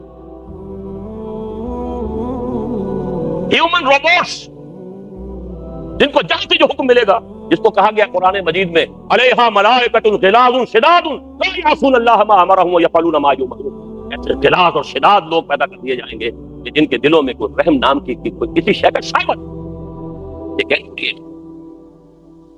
اب تو جینز کے ساتھ کھیلنے کا دور آ گیا. دیکھیے اب نوٹ کیجئے، یہ علم اگر بڑھتا چلا جاتا جیسا کہ بڑھتا چلا گیا، لیکن ساتھ ہی یہ علم جو آتا رہا اس کی پیروی جاری رہتی تو کوئی خرابی نہیں. اللہ کا بندہ انسان رہتا، اللہ کے احکام پر کاربند رہتا، ان تمام علمی اکتشافات اور سائنسی ایجادات کو خیر کے لیے استعمال کرتا، بھلائی کے لیے استعمال کرتا. اگر تو یہ دونوں آنکھیں کھلی رہتی کوئی خرابی نہیں. آج سے 400 سال پہلے انسان نے ایک مذہب سے کوئی تعلق نہیں، ایک آنکھ بند دوسری آنکھ چوپٹ. یہی یک چشمی تہذیب ہے، یہی دجالی تہذیب ہے جو کانی تہذیب ہے جس کی ایک آنکھ ہے دو نہیں. یہ دجالی تہذیب جس نے کائنات ہی کو اصل شے قرار دیا ہے، خالق کو چھوڑ ہوگا کوئی پیدا کرنے والا ہے یا نہیں ہے، چھوڑو دفع کرو. یہ دنیا تو ہے نا، اسے مسفر. Concentrate your attention, focus your attention on this world. بھول جاؤ کوئی ہے یا نہیں ہے، کیا ہوگا کسی نے پیدا ہو جانے ہے یا نہیں ہے، اس بات کو کوئی روح کوئی ہے یا نہیں ہے، کوئی حقیقت ہے یا نہیں ہے، پتہ ہے کہ نہیں ہے، کس نے دیکھی. جسم تو ہے نا، جسم کی فکر کرو، جسم کو بناؤ، اس کے تقاضے، اس کے لیے سارے ایک سے ایک وائٹامنز جو ہے ایجاد کرتے چلے جاؤ، تلاش کرتے چلے جاؤ، وہ سب کچھ کرو. کچھ ہے یا نہیں ہے، ہوگی، اگر ہے بھی تو ہماری بحث کی دلچسپی کی. آخرت ہوگی بھائی، پتہ نہیں ہے کہ نہیں ہے، کس نے آگے بتایا. یہ دنیا تو ہے نا، اسے بناؤ، ویلفیئر اسٹیٹ قائم کرو، دنیا کے اندر بہتر نظام قائم کرو نا. آخرت کے چکر میں یہ تین چیزیں بمقابلہ تین چیزوں کے، یہ میرا کتاب 467 کا لکھا ہوا اسلام کی نشر ثانیہ کرنے کا اصل کام، اس کا تھیم یہی ہے کہ موجودہ تہذیب کو انالائز کریں گے تو کیا ہے، خالق کائنات کی بجائے کائنات پر توجہ، روح کی بجائے مادے پر توجہ. حیات اخروی سے چھوڑو، ہوگی نہیں ہے، کیا ہے دنیا کی. یہ جو شفٹ آف ایمفیسس ہوا، ہماری توجہ ادھر سے ہٹ کر ادھر، اب دنیا ہی مطلوب و مقصود، اسی کی رہنائیاں، اسی کی زیبائش، اسی کی سہولتیں، اسی کی بہبود. یہ ہے کہ جو ہمارا مطمع نظر ہے، اس کا نام ہے دجالی تہذیب. اور اسی لیے آتا ہے حدیث میں، اس لیے تمہیں اللہ نے سورہ کہف پڑھا، خاص طور پر اس کی ابتدائی اور آخری آیات. جو شخص، خاص طور پہ جمعے کا ذکر بھی آتا ہے، جو ہر جمعے کو سورہ کہف کی تلاوت کرے، ابتدائی آخری آیات کی تلاوت بناؤ، اسے اپنے ذہن اور فکر کا حصہ بناؤ اسے، تو پھر اس دجالی فتنے کے اثرات سے محفوظ ہے. وہ دجالی فتنہ کیا ہے؟ سورہ کہف کی 4 آیات کا حوالہ دے رہا ہوں. اِنَّا جَعَلْنَا مَا عَلَى الْأَرْضِ زِينَةً لَهَا لِنَبْلُوَهُمْ أَيُّهُمْ أَحْسَنُ عَمَلًا. ہم نے زمین پر جو کچھ ہے اسے اس کا سنگھار بنا دیا ہے، زیبائش، آرائش، آنکھیں چکا چوند ہو جاتی ہیں، نظر کو خیرہ کرتی ہے چمک تہذیب حاضر کی. یہ صنائی مگر جھوٹے رنگوں کی ریزہ ہے، لیکن آدمی جو ہے اسی کا دل دادا. لِنَبْلُوَهُمْ أَيُّهُمْ أَحْسَنُ عَمَلًا. دیکھنا چاہتے ہیں اسی عروس ہزار داماد کے زلف کے گراگیر بن کر رہ جاتے ہو یا ہم سے محبت. رخ روشن کے آگے شمع رکھ کر وہ یہ کہتے ہیں ادھر جاتا ہے دیکھیں یا ادھر پروانہ آتا ہے. یہی امتحان ہے، ہمیں چاہتے ہو یا دنیا کو چاہتے. اِنَّا جَعَلْنَا مَا عَلَى الْأَرْضِ زِينَةً لَهَا لِنَبْلُوَهُمْ أَيُّهُمْ أَحْسَنُ عَمَلًا. ایک جگہ سورہ کہف میں حضور کو روکا گیا، حضور ان غرباء اور فقراء صحابہ سے اپنی نگاہیں ادھر ہٹا کر امیروں کی طرف توجہ زیادہ نہ کیجیے. وَلَا تَعْدُ عَيْنَاكَ عَنْهُمْ تُرِيدُ زِينَةَ الْحَيَاةِ الدُّنْيَا. اے نبی کہیں یہ گمان نہ ہو جائے لوگوں کو کہ آپ بھی حیات دنیاوی کی زینت ہی کو زیادہ اہمیت دے رہے ہیں۔ یہ مشکل مقامات میں سے قرآن مجید کے میں نے اس کی جو سب سے زیادہ قابل قبول جو ایک تعبیر ہو سکتی ہے وہ میں کر رہا ہوں کہ نبی کہیں ایسا نہ ہو کہ آپ کے اس طرز عمل سے لوگ یہ سمجھے کہ محمد کی نگاہ میں بھی دولت ہی کی اہمیت ہے، تبھی تو دولت مندوں کی طرف توجہ زیادہ ہے۔ محمد کی نگاہ میں بھی شاید دنیاوی اقتدار جو ہے اسی کی اہمیت ہے، تبھی تو یہ جو قریش کے سردار آتے ہیں انہیں زیادہ وقت دیتے ہیں۔ ہم فقراء جاتے ہیں تو ہماری طرف توجہ نہیں فرماتے۔ فلا تعد عیناک عنہم ترید زینۃ الحیاۃ واصبر نفسک مع الذین یدعون ربهم بالغداۃ والعشی یریدون وجہہ۔ اے نبی اپنے ان ساتھیوں کی صحبت کے اندر آپ رکے رہیے، انہیں زیادہ وقت دیجیے جو صبح و شام اپنے رب کو پکارتے ہیں، اس کی رحمت کے امیدوار۔ فلا تعد عیناک عنہم، ان سے نگاہیں ہٹا کر ان دولت مندوں اور سرداروں کی طرف متوجہ نہ ہو۔ ترید زینۃ الحیاۃ الدنیا، تیسرے مرحلے پر آتا ہے المال والبنون زینۃ الحیاۃ الدنیا والباقیات الصالحات خیر عند ربک ثوابا وخیر۔ یہ دنیا مال اور یہ مال و دولت دنیا، یہ رشتہ و پیوند، بتان وہم و گما، لا الہ الا اللہ، لیکن یہ کہ اسی کی زیبائش آرائش، اسی کی محبت، اسی کی سوچ، دن رات فکر ہے تو انہی کی ہے۔ المال والبنون زینۃ الحیاۃ الدنیا۔ اور آخری آیت جو آخری رکوع میں قل هل ننبئكم بالاخسرین اعمالا الذین ضل سعیهم فی الحیاۃ الدنیا وهم یحسبون انهم یحسنون صنعا۔ سب سے زیادہ گھاٹے اور خسارے میں رہنے والے کون ہیں؟ نبی ہم آپ کو بتائیں؟ اے نبی آپ ان سے کہیے کیا میں تمہیں بتاؤں سب سے زیادہ خسارے میں کون رہے؟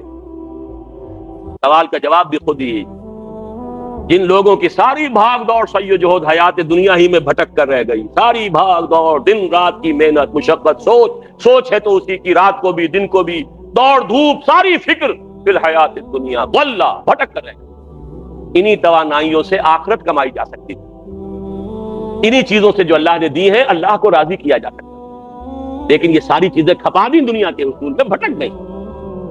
وہ تیر نیم کش جس کا نہ ہو کوئی ہدف ہونا چاہیے تھا اللہ کی ذات، لیکن تم نے پہنچا خرچ کر دی یہ ساری چیزیں دنیا کی طرف۔ الذین ضل سعیہم فی الحیاۃ الدنیا وہم یحسبون انہم یحسنون صنعا۔ یہ ہے وہ دجالی فتنہ جس نے آخرت پر دنیا کا ملمہ کر دیا، ذات باری تعالیٰ پر کائنات کی عظمت کا پردہ ڈال دیا۔ اللہ سے توجہ ہٹ گئی، کائنات، روح کی بجائے جسم، حیات اخروی کی بجائے حیات دنیا۔ یہ جو چار ہماری چیزوں کے اندر یہ جو پریفرنسز ہیں، جو ہمارا ایمفیسس ہے، زبان سے مانتے ہیں اللہ کو بھی آخرت کو بھی، لیکن آپ اپنے 24 گھنٹے کے تمام اوقات کا تجزیہ کیجئے، کتنی آپ کی توانائیاں اور قوتیں اللہ اور آخرت کے لیے صرف ہو رہی ہیں، اور کتنی دنیا کی۔ اقرا کتابک، ہر شخص اپنی کتاب خود پڑھے، اپنا حساب خود لے۔ اقرا کتابک کفا بنفسک اليوم علیک حسیبا، ہر شخص اپنا حساب خود کر سکتا ہے۔ 24 گھنٹے شمار کیجئے اس کا کتنا وقت، ٹھیک ہے، بھلے نفس کا آنے کا حق، نفس کا بھی حق ہے، سونے کے لیے بھی وقت ہونا چاہیے، یہ حق ہے، لیکن پھر دیکھیے باقی جو کچھ آپ کے پاس ہے توانائی جو آپ نے لگائی ہے کچھ چیز حاصل کرنے، اس کا کتنا حصہ ہے جو اللہ اور آخرت کے لیے صرف ہو رہا ہے، اور کتنا حصہ ہے جو صرف اس دنیا کی amenities, facilities, luxuries, decoration pieces, کتنے پیسے سے وہ چیزیں خرید کر بہرحال یہ تو ہے ایک عام دجالی فتنہ۔ میں 1:45 تک کا وقت دے رہا ہوں اس لیے کہ شروع بھی ہم نے کیا تھا 15 منٹ لیٹ، اور مضمون آج ختم نہیں ہوگا، انشاءاللہ پھر آئندہ کبھی اس کو مکمل کروں گا۔ لیکن اب آخری بات جو بیان کرنا چاہتا ہوں وہ یہ ہے کہ احادیث نبویہ سے معلوم ہوتا ہے کہ اس عمومی دجالی تہذیب کے فتنے کے علاوہ اس پر مستزاد، یہاں یہ بھی نوٹ کرا دوں کہ اس موضوع پر یہ تہذیب، دجالی تہذیب، مغربی تہذیب، عیسائیت کا عقیدہ ولدیت جو ہے اس کی اصل جڑ ہے، اس پہ اگر آپ کو بہت گہری بصیرت حاصل کرنی ہو تو مولانا مناظر حسن گیلانی رحمۃ اللہ علیہ کی ایک کتاب ہے تذکیر بسورۃ الکہف۔ اب یہ مختلف عنوانوں سے یہاں کہیں چھپ رہی ہے، میرے پاس جو نسخہ ہے وہ تو ہندوستان کا چھپا ہوا ہے، یا یہ الفرقان میں کبھی پاکستان بننے سے بہت پہلے الفرقان میں یہ مضامین چھپے تھے، لیکن اس کا بھی میرا اسپیشل جو ایک ایشو تھا وہ ابھی تک میرے پاس محفوظ ہے۔ مجھے دلچسپی اس کی اس سے ہے اپنے کالج کے زمانے سے موضوع کی، لیکن پھر یہ مضامین تذکیر بسورہ کہف کے نام سے حیدرآباد دکن سے کتابی شکل میں چھپے ہیں، اور میرا یہ خیال ہے کہ مباحث سورہ کہف وغیرہ کے نام سے یہ چھپ رہی ہیں چیزیں پاکستان میں بھی، لیکن میں اس وقت کسی ایک خاص نام سے کسی آپ دینی کتابوں کے جو پبلشرز ہیں ان سے جا کے پوچھیں گے تو مل جائے۔ لیکن اس کے علاوہ معین شخص ہوگا دجال. یہ معین شخص جو دجال ہوگا اس کے بارے میں بھی ایک تو بالکل متفق علیہ چیزیں ہیں. نمبر ایک کہ وہ شخص ہے، قطعی ہے، یقینی ہے، اس کا حلیہ بھی حضور صلی اللہ علیہ وسلم نے احادیث کے اندر بیان کیا. دوسری بات یہ کہ اس کے ہاتھ میں قوانین قدرت، گویا کہ تسخیر کائنات گویا کہ نقطہ عروج کو پہنچ چکی ہے. تمام اختیارات الہی تقریباً اس کے ہاتھ میں آ چکے ہیں. جو بڑے سے بڑے معجزے اللہ تعالیٰ نے نبیوں کو دیے ہیں وہ معجزے کر کے دکھائے. وہ مردہ کو زندہ کرے گا، مردہ لوگوں کی افواہوں کو لے کر آئے گا، ان کی روحوں کو، اگرچہ جھوٹی روحیں ہوں گی، وہ شیاطین جن ہوں گے جو ان کا بھیس بدل کر آئیں گے، لیکن یہ کہ وہ لوگوں سے کلام کریں گی. یہ اسپرچوئلزم جو اپنی انتہا کو پہنچا ہوا ہے یورپ میں اور مغرب میں، یہ در حقیقت اسی کا ایک مظہر. وہ کھلے بیابان کو کہے گا جہاں بالکل ٹکیل جو ہے وہ صحرا تھا، وہ لوگ گلزار کر دے گا جب چاہے گا، جہاں چاہے گا. فاصلہ اس کے لیے بے معنی ہوگا. اس کی سواری وہ ہوگی کہ جس کے دونوں کانوں کے درمیان فاصلہ 80 ہاتھ کا ہو. یہ سارے جو آج آپ کی اس ٹیکنالوجی کی جو انتہا جا رہی ہے اور جدھر جا رہی ہے، اس کو اچھی طرح سمجھیے. آج سے 100 سال پہلے شاید انسان ان چیزوں کا تصور نہ کر سکتا. تو کوئی سواری ایسی بھی ہو سکتی ہے جس کے دو کانوں کے درمیان کا فاصلہ جو ہے وہ 80 ہاتھ کا ہو. آپ کے یہ سارے جیٹس جو ہیں وہ کیا ہیں؟ ان کے رڈارز جو لگے ہوئے ہیں دونوں کان ہیں. اس کا ایک قدم اگر مدینے ہوگا تو دوسرا بیت المقدس میں ہوگا. اس کی آواز پوری دنیا میں سنی جائے گی. سنی جا رہی ہے کہ نہیں؟ یہ ساری قدرت، ساری قوتیں، تسخیر کائنات کلیتاً ایک آدمی کو چیر کر 2 ٹکڑے کرے گا، دونوں ٹکڑوں کو علیحدہ کرے گا، اس کے درمیان چلے گا اور پھر ان دونوں کو جوڑے گا اور کھڑا کرے گا. احادیث میں سرجری جدھر جا رہی ہے کہ بات فریز کر کے تو یہ معاملہ ہو ہی سکتا ہے، لیکن یہ کہ ابھی اگلا اور قدم کیا ہوگا. یہ چیزیں تو ہے متفق علیہ. البتہ کچھ معاملات کے اندر احادیث میں کچھ اختلاف پایا جاتا ہے اور یہ مشکلات الحدیث میں تھے.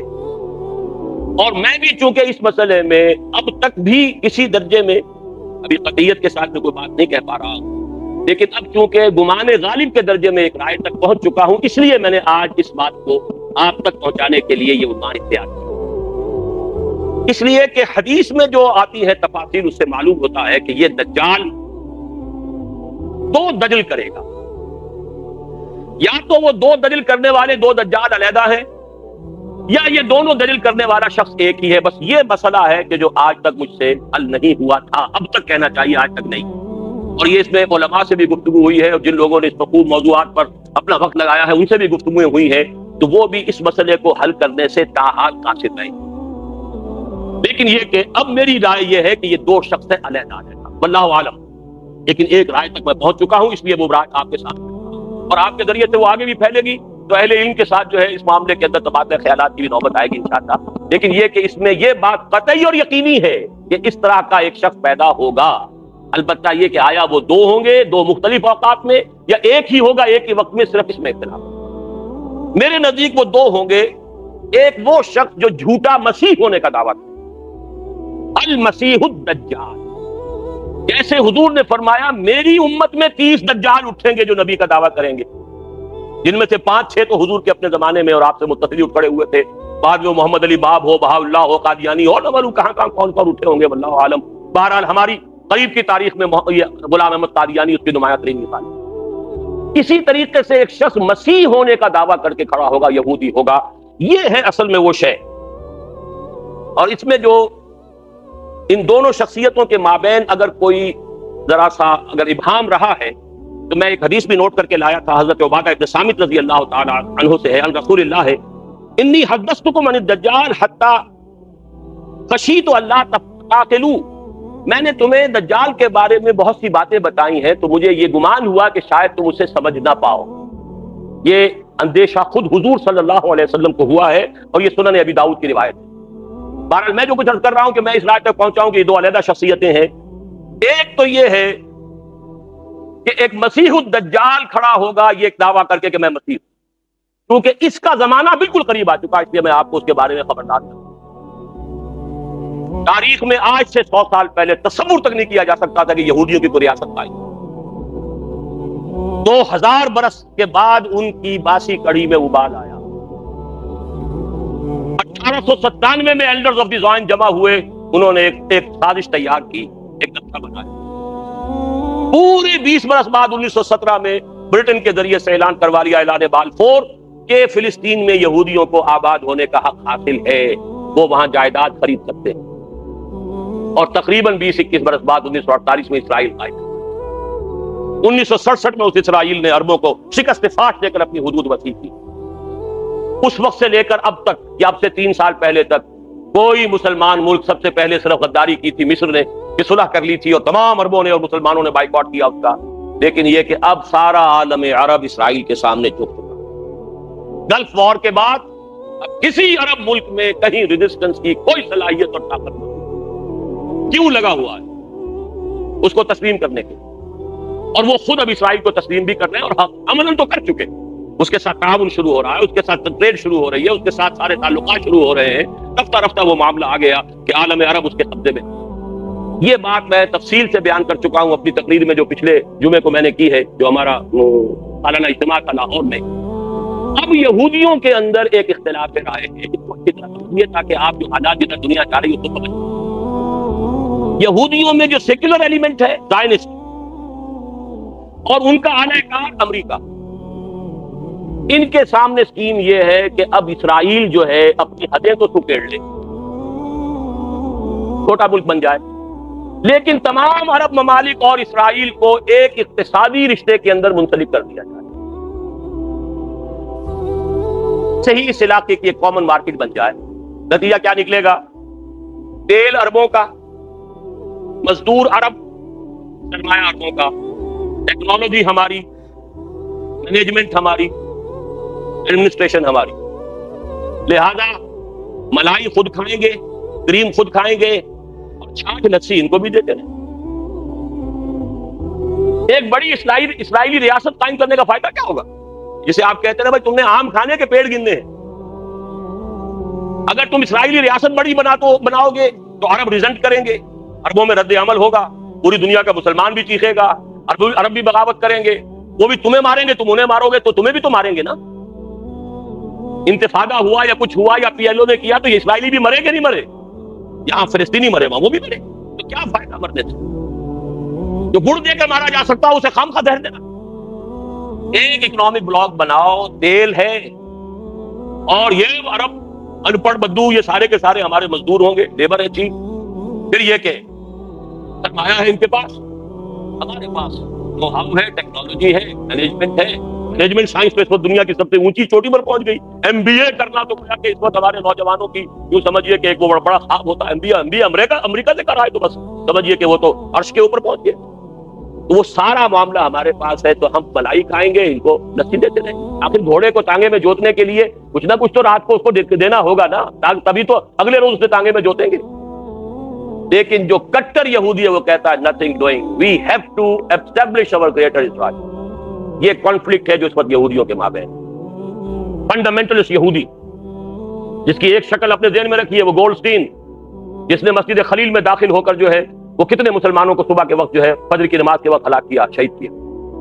داڑھی اس کی آپ کے ذہن میں ہے, خوبصورت افغان مجاہد معلوم ہوتا. یہ ہے یہودی فنڈامنٹلسٹ. اور یہ لوگ جو ہیں یہ کہتے ہیں nothing. یہ ٹسل ان میں ابھی ہونی جلدی, یہ تصادم ان کے اپنے اندر ہو. میں جب گیا تھا جنوری فروری میں اس سال امریکہ, تو ایک بہت بڑا ڈیمونسٹریشن ان کٹر یہودیوں کا نیو یارک میں ہوا تھا اسرائیل کے خلاف, کہ وہاں کہیں کوئی نئی سیٹلمنٹ تھی, کوئی سڑک نکالی جانی تھی, وہاں ایک پرانا قبرستان تھا یہودیوں کا, اس کو وہ منہدم کر رہے تھے. تو اس کے خلاف بڑا زبردست وہ جو وہاں کے مذہبی یہودی ہیں, لمبی لمبی داڑھیوں والے اور لمبی لمبی زلفوں والے, ان کا ایک بہت بڑا جلوس نکلا تھا اور بہت بڑا ڈیمونسٹریشن تھا اسرائیل کے خلاف. تو یہ کانفلکٹ ہے, لیکن ایک چیز ان کے مابین متفق علیہ ہے, مسجد اقصی کو گرانا اور تھرڈ ٹیمپل اپنا بلڈ. یہ وہ کام ہے کہ جو اب مہینوں شاید یا ہفتوں کے اندر ہی ہو جائے, اس میں اب دیر نہیں. اسی لیے ساری پیس نیگوسیشن نے یروشلم کو علیحدہ رکھا, اور یروشلم کے اندر سے اب مسلمانوں کا بھی علاقہ رفتہ رفتہ ختم کیا جا رہا ہے, بلڈوز کیا جا رہا ہے. عیسائیوں کی تعداد بھی رفتہ رفتہ کم ہو رہی ہے، اور اب وہاں آپ نے سن لیا ہوگا کہ امریکن ایمبیسی جو ہے وہ شفٹ ہونے کا فیصلہ ہو چکا ہے. ریزنٹمنٹ کہیں اور ہو رہی ہے، ہمارے ہاں کوئی کسی کو ہوش ہی نہیں اس بات کی. ہمارے ہاں تو اپنی سیاست جو ہے اور اپنی سیٹیں اور اپنا وہ اس کے علاوہ کسی کو کوئی فکر ہی نہیں ہے کیا ہو رہا ہے. ہندوستان میں ڈیمونسٹریشن ہو رہے ہیں، پیپسی کولا گو بیک. ہم کہتے ہیں کم کم، ملٹی نیشنلز کم. ہم تو بھوکے پڑے ہوئے، ڈالر آئے یہاں پر اور ہمارے لیے کو بندوبست کرے. ان میں یہ شعور ہے کہ تو آئے تو ڈالر، جب تو آئے گا تو کیا کیا فساد لے کر آئے گا. ہندوؤں میں یہ بات موجود ہے احساس ہمارے اندر. آج تک کبھی کوئی ڈیمونسٹریشن نہیں ہوا اس ملک کے اندر. یہ ملٹی نیشنل جو آ رہی ہیں یہ کتنی بڑی قیامت ہمارے لیے اور کتنی بڑی خباثت ہے کہ جو آ رہی ہے. ہم سمجھتے ہیں وہ ڈالر لے آئیں گے، ہماری جو ہے اکنامک حالت اچھی. بہرحال یہ ہے اصل میں کہ جو اس ملحمۃ العظمیٰ کا اور کتاب الملاحم کے اندر جو خبریں ہیں، جب یہ مسجد گرائی جائے گی. میں نے کل ہی پرسوں ہی پڑھا ایک کتاب کے اندر 1970 میں کتاب چھپی ہے ایک عیسائی پادری کی لکھی ہوئی امریکہ میں. اس نے بن گوریون کا حوالہ دیا ہے جو غالباً پہلا وزیر اعظم تھا اسرائیل کا. اس نے کہا، اس سے پوچھا گیا کہ آپ یہ ٹیمپل بلڈ کریں گے؟ بالکل کریں گے، ضرور کریں گے.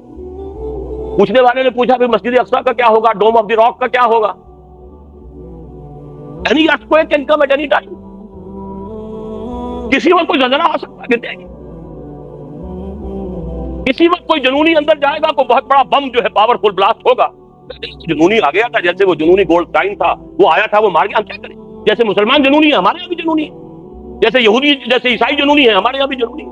عیسائی جنونی نے آخر اڑایا کہ نہیں اوکلاہوما کی بلڈنگ، فیڈرل بلڈنگ، 200 آدمی مارے کہ نہیں مارے. پہلے یہ خیال ہو گیا تھا کہ شاید کسی مسلمان کا کیا ہوا، تو اللہ کا شکر ہے کہ جلدی شخص پکڑا گیا اور معلوم ہوا کہ عیسائی تھے، ورنہ امریکہ کے مسلمانوں کے اوپر قیامت آ جاتی. یہ حالات کا جو ہے اس کو سمجھ لیجئے کہ یہ یہاں سے شروع ہوگا اور اس کے بعد وہ ملحمۃ العظمیٰ، اور اس میں جو جنگیں ہونی ہے پہلے عیسائیوں اور مسلمانوں کے درمیان. اور پھر ایک وقت ہوگا کہ جب کہ ایک شخص کھڑا ہو جائے گا یہود میں سے مسیح ہونے کا دعویٰ کر کے، میں مسیح ہوں اور میں اب قائم کروں گا گریٹر اسرائیل.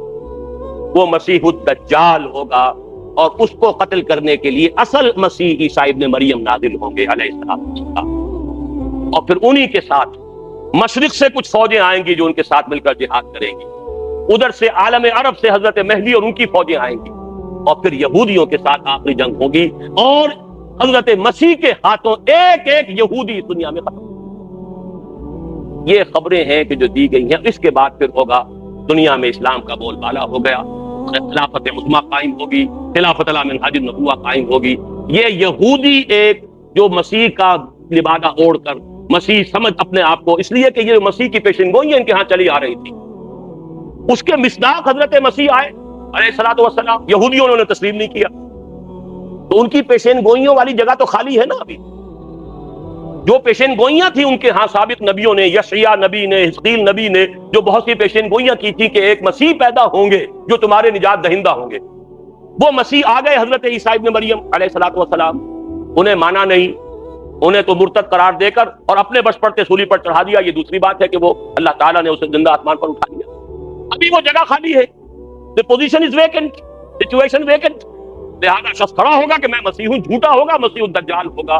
لیکن یہ کہ اس کے ہاتھوں مسلمانوں پر قیامت صغریٰ آئے گی، عربوں پر قیامت آئے گی، ملحمۃ العظمیٰ ہوگا اور بہت بڑے پیمانے پر مسلمانوں پر آئے گی. اللہ کے خلاف آئے گا. کیوں آئے گا؟ اس لیے آئے گا عربوں کی مادری زبان میں اللہ کی کتاب موجود، پھر انہوں نے اس کی طرف پیچھ کی اور کافرانہ نظام اختیار، سیکولر نظام اختیار، سوشلسٹ نظام اختیار کی. ہمارا معاملہ تو پھر بھی تو ہے جو اللہ کے ہاں پیش کر سکے. اللہ ہماری زبان عربی نہیں، ان کے اوپر تو اللہ کی آخری حجت قائم ہے. یہ کتاب ان کی مادری زبان ہے، اس کتاب پر ایمان کا وہ دعویٰ کرتے. پھر امام قرآن نہیں بنایا، امام کسی نے ماسکو کو بنایا، کسی نے واشنگٹن کو بنایا، تو ان سے بڑا مجرم روئے عرضی پر اس وقت کوئی نہیں. دوسرا جو مسیح جس کی شخصیت مسیح دجال کی آتی ہے، دجال اکبر، میں صرف اشارہ کروں گا، پھر کبھی انشاءاللہ اس موضوع پر تفصیل سے گفتگو ہوگی. وہ میرے نزدیک بالکل قریب قیامت کی ایک علامت ہے. جو خدائی کا دعویٰ کرے وہ جھوٹا خدا ہوگا، یہ جھوٹا مسیح ہوگا. مسیح الدجال، الدجال الاکبر وہ ہوگا کہ جو قیامت کے بالکل قریب کی 3 نشانیاں ہیں. جبکہ وہ آ جائیں گی تو حدیث میں آتا ہے کہ اس کے بعد کسی شخص کے ایمان لانے کا، توبہ کرنے کا فائدہ نہیں ہوگا. ویسے تو علامات قیامت جو ہے ان میں سب سے پہلی میں نے بتایا تھا حضور کی بعثت خود علامات میں سے، اس کے بعد 10 علامتیں حضور نے گنوائی ہیں اور وہ تدریجاً پوری ہوتی چلی جائیں گی۔ آخری علامات کے لیے حدیث سن لیجیے، عن ابی ہریرہ رضی اللہ تعالی عنہ قال قال رسول اللہ صلی اللہ علیہ وسلم ثلاث اذا خرجنا لا ينفع نفسا ایمانا لم تكن آمنت من قبل او کسبت فی ایمانها خیرا، طلوع الشمس من المغرب وخروج الدجال ودابۃ الارض۔ تین نشانیاں وہ ہیں کہ جب وہ ظاہر ہو جائیں گی تو پھر کسی کا ایمان لانا مفید نہیں ہوگا جو پہلے ایمان نہیں لایا تھا، یا جس نے اس سے قبل اپنے ایمان میں کچھ اعمال صالحہ کی کمائی نہیں کی تھی۔ یعنی گویا کہ توبہ کا دروازہ بند ہوتا ہے۔ جیسے جب موت کے آثار شروع ہو جاتے ہیں تو توبہ کا دروازہ انسان کے لیے بند۔ اب جب موت کے آثار شروع ہو گئے اب توبہ کرنا فائدہ نہیں، اس سے پہلے توبہ کا دروازہ کھلا۔ معلوم یغرغر، جبکہ وہ موت کے آثار شروع ہو جاتے ہیں، گھنگرو بولنا شروع ہو جاتا ہے، معلوم ہوتا ہے کہ اب جا رہا ہے، اب توبہ بیکار۔ کسی طریقے سے پوری نوع انسانی کے لیے توبہ کا دروازہ بند ہوگا ایک وقت کہ اب کسی کے لیے توبہ نہیں ایمان، اور اس کے لیے 3 علامتیں بیان ہوئی ہیں، یہ بھی مسلم شریف کی روایت ہے۔ آپ نے فرمایا 3 چیزیں وہ ہیں کہ جب وہ ظاہر ہو گئیں تو پھر کسی کا ایمان لانا جو اس سے پہلے ایمان نہیں لایا تھا اور اپنے ایمان میں اس نے کچھ اعمال صالحہ کی کمائی نہیں کی تھی، اب قتل مفید نہیں ہوگا اس کے لیے ایمان لانا۔ وہ 3 نشانیاں ہیں، طلوع الشمس من المغرب، سورج مغرب سے طلوع ہوگا۔ نظام شمسی میں کوئی اختلال ایسا ہوگا کہ جس سے سورج بجائے مشرق کے مغرب سے نکلے گا۔ وہ خروج الدجال ودابۃ الارض، ایک زمین سے کوئی چوپایا برآمد ہوگا، بعض احادیث میں آتا ہے کہ مروا کے قریب سے وہ برآمد ہوگا جو گفتگو کرے گا انسانوں سے۔ یہ بالکل خرق عادت، یعنی وہ چیزیں کہ جن کا کوئی تعلق اب اسباب جو ہے دنیا کے ان سے کوئی تعلق نہیں ہے، کوئی فزیکل لا سے تعلق نہیں ہے، وہ بالکل معجزے ہوں گے، خرق عادت ہوگا۔ اور خروج دجال، وہ دجال جو خدائی کا دعویٰ کرے گا، اور حدیث میں آتا ہے کہ بہت کم لوگ ہوں گے کہ جو اس کے سامنے رک سکیں گے، اکثر و بیشتر جو کمزور ایمان والے لوگ ہوں گے وہ اسے خدا تسلیم کر کے اس کی پرستش شروع کر دیں۔ میرے نزدیک یہ آخری چھلنی ہوگی جو لگائی جائے گی اہل ایمان کو ایک طرف، اور یہ قیامت کی نشانیوں میں سے آخری نشانیوں میں سے ہے۔ اس کے بارے میں متعدد احادیث ہیں لیکن اب بہت وقت ہو چکا ہے، میں پھر انشاءاللہ کسی اور موقع پر اس مضمون کو مکمل کروں گا۔ اللہ تعالیٰ مجھے، جیسا کہ حضور صلی اللہ علیہ وسلم دعا کرتے تھے، اللہم انا نعوذ بک من فتنة المسیح الدجال، اللہم انا نعوذ بک من فتنة المسیح الدجال، اللہم اعذنا منہ، اللہم اعذنا منہ، ربنا تقبل منا انك انت السميع العليم وتب علينا انك انت التواب الرحيم برحمتك يا ارحم الراحمين۔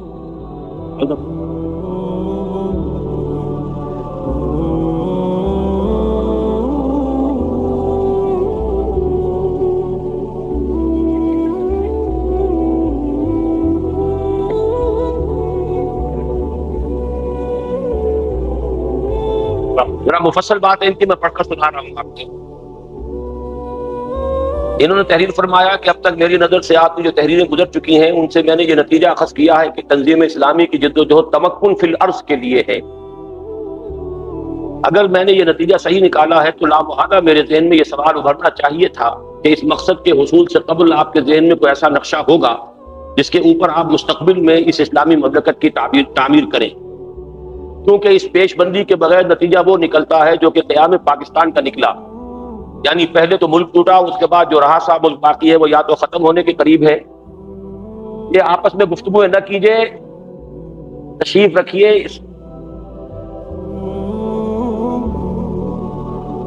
یا تو وہ بھی ختم ہونے کے قریب ہے، اگر قائم بھی رہا تو اسلامی نظام کا قیام اس میں ناممکن نہیں تو کم از کم ناممکنات کے قریب ضرور ہے۔ اس کے علاوہ افغانستان کے جہاد کا اگر جائزہ لیا جائے تو بھی معلوم ہوتا ہے کہ اگرچہ اس جہاد کی باغ ڈور یا تو علماء کے ہاتھ میں تھی یا کم از کم ان لوگوں کے ہاتھ میں تھی جو دین کو ہم پاکستانیوں سے بہتر سمجھتے ہیں اور اس پر عمل بھی ہم سے بہتر کر سکتے ہیں، مگر چونکہ ان کے پاس مستقبل کے اسلامی افغان ریاست کے بلو پرنٹ نہیں تھا، اس لیے وہی جہاد حصول اقتدار کی جنگ میں تبدیل ہو گیا۔ درجے بالا معروضات کی بنا پر میں یہ گزارش کروں گا کہ اگر مستقبل کی اسلامی ریاست کی کوئی بلو پرنٹ تیار کی گئی ہے تو عوام کو بھی اس سے آگاہ کیا جائے، اور اگر تیار نہیں کی گئی ہے تو کیا اس کو آپ ضروری سمجھتے ہیں؟ جو ضروری نہیں سمجھتے تو اس کا کیا جواز ہے؟ اس میں اصل میں کئی معمولی سے مغالطے ہیں، پہلے میں ان کی طرف اشارہ کرتا ہوں۔ میری تحریروں سے جو نتیجہ نکالا ہے تمکن فی الارض اصولاً صحیح ہے، لیکن تمکن فی الارض کس کے لیے؟ اپنے لیے نہیں، دین کے لیے۔ اپنے لیے اقتدار یا حکومت کی طلب کرنا ہمارے نزدیک جائز نہیں، دین کو غالب کرنے کی جد و جہد کرنا یہ ہے اصل میں۔ ذرا باریک سا فرق ان دونوں میں ہو جاتا ہے، ظاہر بات ہے کہ جب کبھی انقلاب برپا ہوتا ہے تو جو لوگ انقلاب برپا کرتے ہیں نظام حکومت انہی کو سنبھالنا پڑتا ہے. لیکن بڑا فرق ہے اس میں کہ آیا وہ طالب حصول اقتدار ہیں یا در حقیقت کسی نظریے اور کسی نظام کو غالب کرنا چاہتے ہیں. تو تمکن فی الارض دین کے لیے ہمیں مطلوب ہے، نمبر ایک. دوسری بات یہ ہے کہ جہاں تک ایک بلو پرنٹ کا تعلق ہے، میں یہ سمجھتا ہوں کہ اس میں قطعاً کوئی کمی نہیں ہے. پاکستان میں اسلام کا نہ آنا اس وجہ سے نہیں ہے کہ بلو پرنٹ نہیں تھا. پہلا قدم صحیح اٹھا، قرارداد مقاصد پاس ہوئی. پھر تمام فرقوں کے علماء نے 22 اصول متفق علیہ دے دیے دستور کے. یہ معجزہ تھا جو ہوا سال 50 میں. 49 میں قرارداد مقاصد کا پاس ہونا بھی معجزہ. 20ویں صدی عیسوی کے وسط میں 10 کروڑ لوگوں کی نمائندہ اسمبلی نے اعلان کیا کہ اللہ حاکم ہے، ہم حاکم نہیں. sovereignty belongs to him, not to us. ہمارے پاس جو اختیارات ہیں they are a sacred trust which will be used within the limits prescribed by the real sovereign. اس سے بڑی بات کوئی ہو سکتی ہے؟ اگلے سال دوسرا معجزہ ہو گیا. شیعہ سنی اہل حدیث دیوبندی بریلوی جماعت اسلامی 6 کے 6 کی ٹوٹل لیڈرشپ ٹاپ کی، اس نے 22 اصول دستور کے ذریعے کے دستور بنا دیا. نیت نہیں تھی اصل میں، جو ہمارا برسر اقتدار طبقہ تھا اس کی نیت نہیں تھی. یہ انگریز کے تربیت دادا تھے، انہی کی ذہنیتیں تھیں، ان کی انہی کی سوچ تھی، انہی کی تہذیب میں غرق تھے، انہی کی سی شکل و صورتیں تھیں، انہی کے سے شب و روز تھے. لہذا نیت نہیں تھی. ورنہ یہ نہیں کہ بلو پرنٹ نہیں. اسلامی ریاست کے اوپر اس کے دستور پر ضخیم کتابیں موجود. میں خود ابھی 2 گھنٹے کی تقریر کر کے آیا ہوں لاہور میں. اسلامی ریاست کیا ہے آج کے زمانے میں، خلافت علی منہاج النبوہ کا سیاسی نظام کیا ہوگا. تو میں کرنل صاحب سے عرض کروں گا کہ ضرور میری وہ تقریر جو ہے 2 گھنٹے کی سن لیں اس پر. افغانستان میں بھی اسلام کا نہ آنے کا سبب یہ نہیں ہے کہ بلو پرنٹ نہیں تھا. سب سے بڑا سبب یہ کہ اتحاد نہیں تھا. گروپ تھے، آپس میں لڑ رہے تھے، اس وقت بھی لڑ رہے تھے. اصل شے تو یہ ہے کہ خاص طور پر جب قتال کا مرحلہ آتا ہے، ایک امیر سے بیعت اگر نہیں ہوگی تو کبھی خیر برآمد نہیں ہوگا، شر برآمد ہوگا. اگر کشمیر میں بھی کامیابی ہو گئی اب وہ اس سے بھی وہی شر برآمد ہوگا. وہی مختلف گروپ ہے آپس میں لڑے ہیں. اگر بھارت وہاں سے چلا بھی جاتا ہے تو یہ سب آپس میں لڑے. جس طریقے سے کہ روس کو گئے ہوئے 6 سال ہو گئے، اب جو لڑ رہے ہیں تو کس سے لڑ رہے ہیں؟ آپس میں جنگ اقتدار. یہ نہیں ہے کہ خاک کا نہیں ہے. اصل میں تو فساد نفسوں کا ہے. اپنے لیے اقتدار، اپنی لیڈرشپ، اپنی چودراہٹ، اپنی قیادت، یہ ہے کہ جو آڑے آ رہی ہے پاکستان میں بھی اور یہی آڑے آئی ہے افغانستان میں. بہرحال یہ ہے میری گزارش اس بندے. باقی اسلامی دستور پر تو میں سمجھتا ہوں جہاں تک اس کا خاکے کا تعلق ہے اتنا کام ہو چکا ہے کہ اب مزید کی ضرورت ہی نہیں. سیدھی سی بات یہ ہے، میں آپ سے عرض کر دوں، ایک مرحلہ ہم طے کر چکے ہیں، ایک اور طے ہو جائے. وہ جس کی کہ خوشخبری دی تھی کبھی نواز شریف نے کہ ہم یہ نفاذ شریعت ایکٹ تو ابھی نافذ کر رہے ہیں، اگرچہ اس دودھ میں بھی مینگنیاں موجود تھیں کہ سود جاری رہے گا. وہ دودھ بھی خالص نہیں تھا. بکری نے دودھ دیا، مینگنیاں بھی ڈال دی. خود وہ ایکٹ جو ہے وہ خالص نہیں تھا. لیکن توقع یہ تھی، کہا تھا کہ اس کے بعد دستور کی امینڈمنٹ آ جائے گی جس میں کہ کتاب و سنت کی ٹوٹل بالادستی آ جائے گی. وہ نہیں آئی. آج تک کڑوی گولی یہ ہے ہماری دستوریہ یہ پاس کرے، اسمبلی پاس کرے کہ یہاں پہ تمام معاملات کے اوپر شریعت جو ہے وہ غالب رہے گی. یہ طے کر دیجئے اور سپریم کورٹ کو اختیار دے دیجئے. دی بال ول سٹارٹ رولنگ. خود بخود معاملہ چلنا شروع ہو جائے. ایک دن میں نہیں ہوگا، رفتہ رفتہ ہوگا. معاملات طے ہوتے چلے جائیں گے انشاءاللہ. اس میں میرا یہ خیال ہے کہ بس اسی پر اکتفا میں کروں گا اس وقت. دوسری بات آپ نے فرمائی ہے کہ اسلامی انقلاب کے 6 سٹیجز کی بہترین تشریح کے بعد جب ان مراحل کا انطباق موجودہ حالات پر کیا گیا ہے تو آخری سٹیج یعنی آرم کنفلکٹ کے بارے میں کچھ بات پورا مکمل نہیں کر سکتے آپ. کیا یہ بہتر نہ ہوگا کہ حصول مقصد کے لیے 3 pronged اٹیک کیا جائے، یعنی مظاہرے، ووٹ اور آرمڈ کانفلکٹ، اور جو بھی کامیاب ہو جائے اسے ایکسپلائٹ کیا جائے؟ اصل میں یہ ہے کہ میرا جو موقف ہے وہ سمجھ لیجئے 6 مراحل میں سے 5 مراحل میں تو کرنل صاحب نے کہا کہ مجھے پورا اتفاق ہے، بلکہ حضور کی سیرت کا جو تجزیہ میں نے کیا اس میں 6ٹھے سے بھی اتفاق ہے. اس میں تو کوئی اختلاف ہے ہی نہیں. 6ٹھے مرحلے کو آج کے حالات میں ہم کیسے منطبق کریں گے، یہ ہے اصل مسئلہ. اس میں میری رائے یہ ہے، نمبر 1، شاید وہ بات واضح نہیں ہو سکی، کہ قتال جو ہے وہ بھی جائز ہے، حرام نہیں ہے.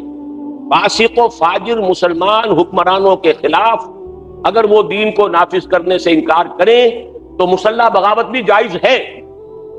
اور یہ امام ابو حنیفہ کا موقف ہے اور میں اسے صحیح سمجھتا ہوں. لیکن اس کے لیے شرط بہت کڑی ہے جو امام صاحب نے لگائی ہے، اور وہ یہ کہ اتنی طاقت فراہم ہو جائے کہ کامیابی یقینی ہو جائے.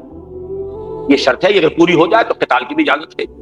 لیکن بحالات موجودہ جو فرق واقع ہوا ہے وہ میں نے گنوایا ہے اپنی کتاب میں. نمبر 1، حضور کے زمانے میں ایک طرف مسلمان تھے، دوسری طرف کافر تھے. آج اسلام کے لیے کام کرنے والے بھی مسلمان ہیں، راستہ روکنے والے بھی مسلمان ہیں. عابد الاسد بھی مسلمان ہیں، بھٹو صاحبہ بھی مسلمان ہیں، اور جو آپ کا حسنی مبارک ہے وہ بھی مسلمان ہے. سب مسلمان قانوناً تو مسلمان ہے. ایک تو یہ پیچیدگی ہے. دوسری پیچیدگی یہ ہے کہ اس زمانے میں کوئی عرب میں کوئی مرکزی حکومت موجود نہیں تھی، کوئی اسٹینڈنگ آرمیز نہیں تھی. پورے عرب کی کوئی ایک حکومت نہیں تھی. زیادہ ہم کہہ سکتے ہیں کہ مکے کے اندر قریش کی اپنی ایک حکومت تھی چھوٹی سی، دارالندوہ بھی تھا، پارلیمنٹ تھی، ان کے مختلف گھرانوں کے اندر تقسیم تھے کچھ عہدے. مدینے کے اندر 3 قبیلے وہ تھے، یہودیوں کے 2 جو عرب قبیلے یمن سے آئے تھے ان کا بھی آپس میں میثاق تھا. لیکن کوئی مرکزی حکومت پورے عرب میں نہیں تھی، کوئی اسٹینڈنگ آرمیز نہیں تھی. ادھر بھی والنٹیئر تھے، ادھر بھی والنٹیئر تھے. ادھر 313 آئے بدر میں، ادھر 1000 آئے. تو فرق جو ہے وہ صرف نمبرز کا ہے. ادھر بھی تلواریں تھی چاہے 2 ہوں، ادھر بھی تلواریں تھی چاہے 100 ہوں. تلوار کے مقابلے میں، نیزہ نیزے کے مقابلے میں، گھوڑا گھوڑے کے مقابلے میں ادھر 2 تھے ادھر 100 تھے. لیکن بہرحال فرق صرف نمبر کا ہے، نوعیت کا نہیں. آج ہیں پوری حکومتیں، ایئر فورسز، نیوی، ملٹری، پیرا ملٹری فورسز. تو مسلح بغاوت جو ہے فیزیبل نہیں ہے. یہ فیزیبلٹی کی بات ہے، حلال حرام کی بات نہیں ہے. حلال ہے، جائز ہے، لیکن آیا فیزیبل بھی ہے یا نہیں؟ اس کا بدل ہے. اس کے بدل میں 2 چیزیں آتی ہیں، یا ووٹ انتخابات کے ذریعے سے، اور یا یہ ہے کہ ایک احتجاجی تحریک چلانا. وہ میں ووٹ کو بھی حرام نہیں کہتا، اور اگر آپ کی رائے ہے کہ چلنا چاہیے تو بہت سی جماعتیں اس پر کام کر ہی رہی ہیں. وہ میں تو روک تو نہیں سکتا، نہ میں قاضی حسین احمد کو روک سکتا ہوں، نہ میں مولانا فضل الرحمان کو روک سکتا ہوں، نہ مولانا نورانی میاں کو روک سکتا ہوں. وہ تو چل رہے ہیں ادھر.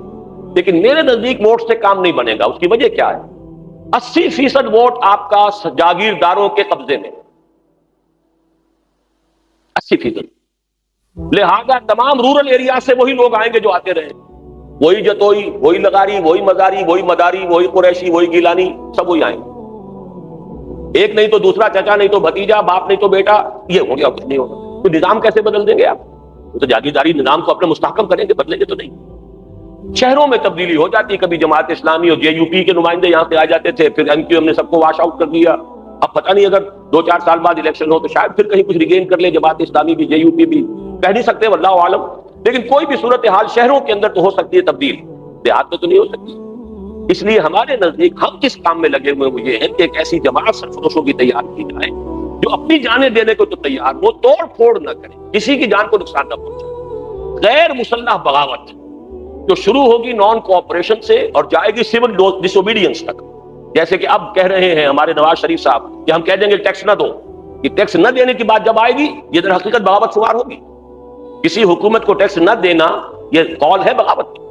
لیکن ایک بغاوت ہوتی ہے مسلح بغاوت، ایک بغاوت ہوتی ہے غیر مسلح بغاوت. جیسے کہ شاہ کے خلاف ایران میں کی ایرانیوں نے، وہ غیر مسلح بغاوت. تو غیر مسلح بغاوت جو ہے اس کے بارے میں کوئی اشکال نہیں ہے، اس لیے کہ اس میں بہرحال ہم نے کسی کو قتل نہیں کرنا، اپنی جانیں دینے کو تیار ہو جائیں گے. لیکن نتیجہ نکلا ہے پورے عالم اسلام میں تو اسی سے نکلا ہے. انتخابات کے ذریعے سے الجزائر میں کامیابی کے قریب آئے تو راستہ رک گیا. اب وہاں پہ وہ ٹیررزم اختیار کر لیا گیا، وہ غلط راستہ ہے، وہ صحیح راستہ نہیں. لہذا الیکشن کے ذریعے قریب آ بھی جائیں گے تب بھی ناکامی ہوگی. آخر کار جانا پڑے گا ایجیٹیشن پر. لیکن ہم ایجیٹیشن میں مسلح یا گوریلا ایکٹیویٹی کو پسند نہیں کرتے. ہمارے نزدیک مسلح پر امن منظم ایک ریزسٹنس موومنٹ جو ہے وہ حالات کا اصل جواب ہے. ایک صاحب نے لکھا ہے کہ گزارش یہ ہے کہ کافی کے حالات دن بدن جس تیزی سے بگڑ رہے ہیں اس میں ایجنسیز جس طرح ملوث ہیں، شاید وہاں کی تنظیم بھی اس کا صحیح طور پر، شاید ہماری تنظیم مرادی ہے، شاید تنظیم بھی اس کا صحیح طور پر ادراک نہیں کر پا رہی، کیونکہ آپ کا یہی سورس آف انفارمیشن ہے. اس لیے اپنے گزشتہ دنوں آپ نے گزشتہ دنوں جو بیان دیا تھا کہ ہمارے پاس اس کے ثبوت موجود نہیں کہ کراچی کے حالات میں ایجنسیز بھی ملوث ہیں، جبکہ معاملہ اس کے بالکل برعکس ہے. اب تو ایجنسیز کھلم کھلا بڑے دھڑلے سے یہ گھناؤنا کھیل کھیل رہی ہیں. نارتھ کراچی اور نیو کراچی کا علاقہ اس وقت سخت دہشت اور سراسیمگی کا شکار ہے. بچوں کو راہ چلتے موبائل اٹھا کر لے جاتی ہے، پھر باقاعدہ ڈیل کی جاتی ہے. گزشتہ دنوں میرے اسرے کے رفیق احتشام الحق صاحب کے چھوٹے بھائی کو پولیس موبائل اٹھا کر لے گئی. اس کے بعد جو کچھ بیتی آپ نجیب صدیقی صاحب سے معلوم فرما سکتے ہیں. میں تنہا جو کچھ کر سکتا تھا میں نے اس نقار خانے میں، لیکن اس نقار خانے میں کون کسی کی سنتا ہے. ہڑتال سے ایک روز پہلے علاقے کا محاصرہ کر کے لڑکوں کو اٹھا کر رات 3 بجے لے جایا جاتا ہے. میرا اور نجیب صدیقی صاحب ایسے آپ سے ملاقات کرنا چاہتے تھے، لیکن آپ کی مصروفیت کے باعث ایسا نہ ہو سکا. یہ جب بھی ہمارا اجتماع ہوا تھا سالانہ کا، میری ذاتی رائے ہے کہ دوسری جماعتوں کی طرح تنظیم بھی کراچی میں لیگل ایڈ کمیٹی قائم کر دے. ایک صاحب کا نام یہاں لکھا گیا ہے کہ وہ لوگ موجود ہیں تاکہ ہم لوگ ضرورت پڑنے پر ان سے مدد حاصل کر سکیں. کراچی میں اونچی سطح پر تعلقات کے بغیر کوئی کام نہیں ہو سکتا. دوسرے کی یہ کہ اس معاملے میں مزید تحقیق فرمائیں اور ایجنسیز کے ملوث نہ ہونے کا جو بیان دیا تھا اس پر نظر ثانی فرما کر وضاحت فرمائیں، کیونکہ آپ کے اس بیان سے کراچی میں آپ کے خلاف ایک رد عمل پایا جاتا.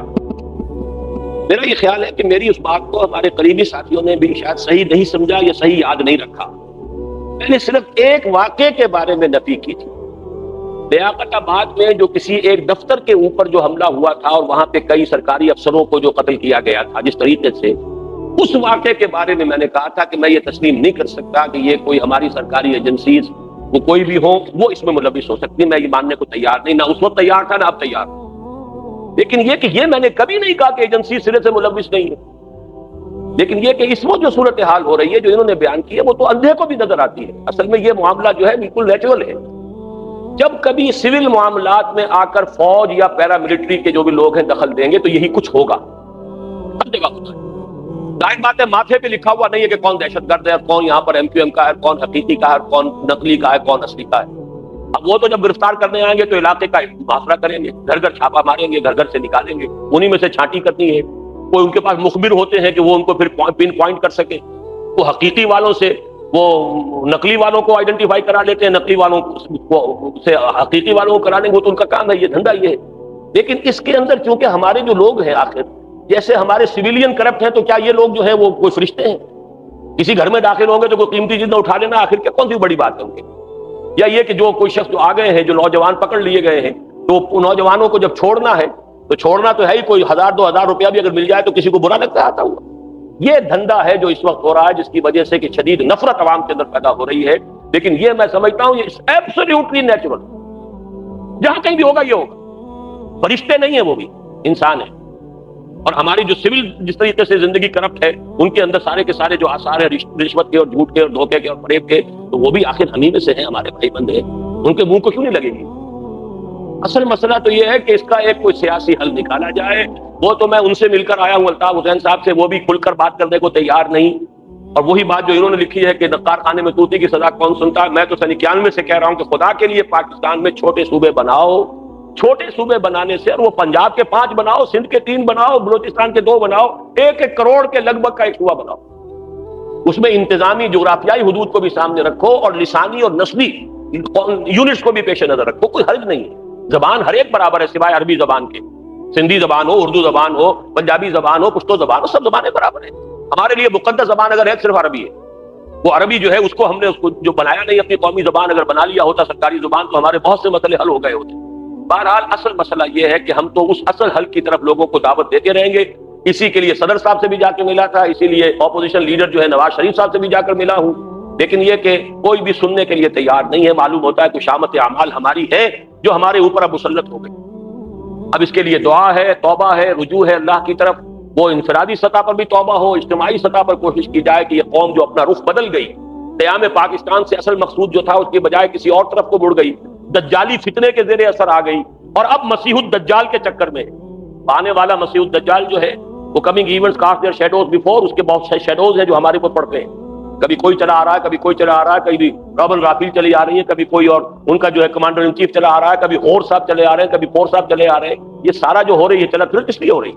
اس پورے علاقے کو وہ بنانا چاہتے ہیں. اصل میں ایک تو یہ کہ نیوٹرلائز کرنا ہے کہ یہاں فنڈامنٹلسٹ ہیں، چاہے حکومت میں نہیں ہے. ہماری مذہبی جماعتوں کے آپس کے تفرقے کی وجہ سے اور غلط حکمت عملی کی وجہ سے حکومت پر فنڈامنٹلسٹ کا کوئی اثر نہیں، ڈھیلے کا اثر نہیں. یہاں تو یا بے نظیر ہے، اور یا بھٹو جو نواز شریف صاحب تھے وہ بھی انہوں نے صاف کہہ دیا تھا، ہاتھ اٹھا دیے تھے، میں فنڈامنٹلسٹ نہیں ہوں. لیکن یہ کہ لوگوں میں فنڈامنٹلزم ہے، اس کو وہ جانتے ہیں. ہو سکتا ہے کسی وقت ان کو سبق یاد آ جائے، کبھی انہیں صحیح منزل یاد آ جائے، کہیں یہ جمع ہو جائیں، کہیں یہ الیکشن چھوڑ کر اور کہیں دوسرے راستے کے اوپر چل پڑے. تو بہرحال انہیں اپنا سا بندوبست کرنا ہے. وہ مکروا ومکر اللہ واللہ خیر الماکرین. وہ اپنی سی تدبیر کریں گے، اللہ کی اپنی تدبیر ہے. ہمیں اپنا جو بھی کچھ ہے حصہ ڈالنا ہے اس تدبیر میں کہ جو یہاں اللہ کا دین، اللہ کے نظام کو قائم کرنے کے لیے سوالات. مسز ابرار، یہ خواتین کی طرف سے ہے.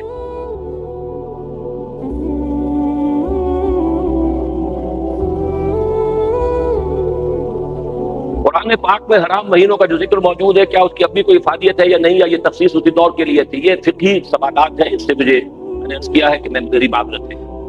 آپ نے اسی درس میں یہ حدیث سنائی جس کا ایک حصہ یہ ہے کہ نبی کی امت میں ایک جماعت ہمیشہ حق پر رہے گی، لیکن ہوتا یہ کہ انسان جس جماعت میں ہوتا ہے اسی کو حق پر سمجھتا ہے۔ صحیح حق کو تلاش کرنے کے سلسلے میں آپ کیا رہنمائی کریں گے؟ انسان جس جماعت کو حق سمجھے اس میں رہے، کام کرے، لیکن آنکھیں کھلی رکھے، کان کھلے رکھے، دماغ کو کام کرنے دے، جو بہتر جماعت نظر آئے فیصلہ کرے کہ مجھے اس میں شامل ہو جانا۔ آج کا دن بھی فارغ نہ ہو، آج جو جماعت آپ کو صحیح معلوم ہو رہی ہے اس میں شامل ہو، کام کریں۔ البتہ یہ کہ عصبیت پیدا نہ ہونے دیں، اپنی آنکھوں پر، کانوں پر، دماغ پر پردے نہ ڈالیں، پٹیاں نہ باندھیں، دیکھتے رہیں، غور و فکر کرتے رہیں، بہتر نظر آئے ہے جستجو کہ خوب سے ہے خوب تر کہاں، جہاں بہتر جماعت نظر آئے اس کے اندر چلے جائیں۔ اس لیے کوئی جماعت نبی کی جماعت نہیں ہے کہ اس کو چھوڑ دیں گے تو آپ اسلام سے نکل گئے۔ ساری جماعتیں مسلمانوں کی ہیں، اس میں داخل ہونا بھی، ان میں سے نکلنا بھی، اس کا پورا اختیار آپ کو حاصل ہے۔ یہ تو سب خواتین کی طرف سے آپ نے سوال لے لیے۔ فرحینہ شاہد، اللہ آپ کی عمر دراز کرے، آپ کی ان تمام کوششوں کو قبول کرے جو آپ نے دین کو کے فہم کو عام کرنے کے لیے کی ہیں۔ میرا یہ سوال ہے کہ ایسے لوگ جن کے دل میں خواہش پیدا ہوئی ہے کہ وہ بھی جماعت کی تاریکیوں سے، جہالت کی تاریکیوں سے نکل کر ایمان کی روشنی میں اپنے دل میں، اپنے گھر میں منور کریں، لیکن اپنے آپ کو اس کا اہل نہ پاتے، وہ کیا کریں؟ نفس کو جو اس بگھی کی طرح ہے جس کے دو گھوڑے ہیں، ایک پرواز کرنا چاہتا ہے، دوسرا زمین سے لپٹ جانا چاہتا ہے، کس طرح قابو کریں؟ اس کا ذریعہ قرآن مجید کو سمجھ کر پڑھنا اور ایمان کو اپنے تازہ کرتے رہنا، یہی طریقہ ہے۔ حضور کی حدیث سنا دیتے ہیں، حضور نے فرمایا ان هذه القلوب لتستو، دلوں کے اوپر زنگ آ جایا کرتا ہے، کما یستو الحدید اذا اصابه الماء، جیسے لوہے پر زنگ آتا ہے اگر اس پر پانی پڑ جائے۔ تو صحابہ نے سوال کیا فما جلاؤها یا رسول اللہ، حضور پھر اس کی جلا کیا ہے، سیکل کیا ہے، پالش کیا ہے؟ فرمایا کثرت و ذکر الموت و تلاوت القرآن، دو چیزوں کی کثرت کرو، موت کو یاد رکھو، اور نمبر دو یہ کہ تلاوت قرآن کرو کثرت کے ساتھ۔ آپ نے جس کتاب کا ذکر کیا ہے اس کا نام ذرا پھر سے بتا دیں۔ اصل میں پاکستان میں یہ کس نام سے چھپ رہی ہے مجھے یہ معلوم نہیں ہے، لیکن اردو کی دینی کتابیں چھاپنے والے کسی بھی دکاندار سے آپ معلوم کر لیں گے کہ مولانا مناظر حسن گیلانی کی کتاب تفسیر سورہ کہف کے بارے میں تو مل جائے گی انشاءاللہ۔ باقی حیدرآباد دکن سے چھپی ہوئی میرے پاس ہے، اس کا نام ہے تذکیر بسورۃ الکہف۔ غزالہ شاہین پوچھ رہی ہے کہ ہم سب خواتین کس کس طریقے سے اپنے دین کی تبلیغ کریں؟ وہ رفیقہ تنظیم ہے، کل تنظیم کا جو اجلاس ہوگا انشاءاللہ اس میں اس سوال کا جواب دوں گا۔ اس کے اوپر کوئی سوال نہیں ہے۔ شمس الحق صاحب PCHS کراچی سے، میرا سوال آج کے موضوع سے متعلق تو نہیں لیکن خطاب میں تلاوت کی گئی آیات کے بارے میں ہے کہ جب 5 چیزوں کریم صرف اللہ کو تو ہے، آج کل الٹرا ساؤنڈ وغیرہ سے وقت سے پہلے بچے کی جنس اور افزائش وغیرہ معلوم ہو جاتی ہے۔ افزائش سے کیا مراد ہے؟ لیکن یہ کہ اس سے یہ کیسے معلوم ہوا کہ سب کچھ معلوم ہو گیا؟ بچہ سعید ہے، شقی ہے، خوبصورت ہے، ذہین ہے کہ عودن ہے، کیا ہے؟ صرف ایک یہ کہ پتہ کر لینا اس کے سیکس کا، اس سے تو اس بات کی نفی نہیں ہو جاتی۔ احمد بلال، آپ نے اپنا کوئی ایڈریس وغیرہ نہیں لکھا بھائی۔ آج کے مضمون کی روح سے یہ فرما دے کہ ملٹی نیشنل میں نوجوانوں کو کام کرنا ٹھیک ہے یا نہیں؟ وہ ملٹی نیشنل سے پہلے یہاں پہ بینکوں کے اندر نہ معلوم کتنے لوگ ملازم ہیں، وہ سب انہی کے اڈے ہیں، لیکن یہ کہ بہرحال اس میں اب جو بھی کام وام انسان کرتا ہے مجبوری کو، دوسری بات ہے اصل میں تو قومی سطح پر ہمارے اندر ایک ریزسٹنس پیدا ہونی چاہیے کہ یہ جو ملٹی نیشنل آ کر ہماری معیشت کو اب قابو میں لا رہی ہیں، یہ در حقیقت ایک عذاب الہی ہے، یہ ہمارے لیے بہتر نہیں ہے۔ محمد اشرف خان صاحب، اب جب کہ تمام عرب ممالک اسرائیل کے ساتھ تعلقات قائم کر رہے ہیں، کیا ہمیں بھی اسرائیل کو تسلیم کر لینا چاہیے؟ نہیں تو اس میں کیا قباحتیں ہیں؟ میں اس پر مفصل تقریر کر چکا ہوں پچھلے جمعے جو ہمارا سالانہ اجتماع تھا کراچی میں، اور میں نے کہا ہے کہ چاہے سارے عرب نہیں پورے دنیا کے تمام مسلمان ممالک اسرائیل کو تسلیم کر لیں، پاکستان کو ہرگز نہیں کرنا چاہیے۔ اس کی وجہ یہ ہے کہ میرے نزدیک اسرائیل کے فتنے کے استیصال کے لیے اللہ نے پاکستان بنایا ہے، یہ کوئی انسیڈنس نہیں ہے کہ 1948 میں وہ قائم ہوا ہے تو 1947 میں یہ قائم ہوا ہے۔ ان دونوں ملکوں کا آنا، پوری دنیا کہتی ہے کہ مذہب کے نام پر دو ملک دنیا میں قائم ہوئے ہیں، ایک اسرائیل اور ایک پاکستان، یہ دونوں مشابہتیں موجود ہیں، تو اصل میں توڑ اس کا جو ہے وہ یہیں سے ہوگا انشاءاللہ۔ صرف ہمیں شعور کی ضرورت ہے، اپنی منزل دوبارہ یاد کرنے کی ضرورت ہے، اور اس کے لیے صحیح طریقہ کار کو اختیار کرنے کی ضرورت ہے۔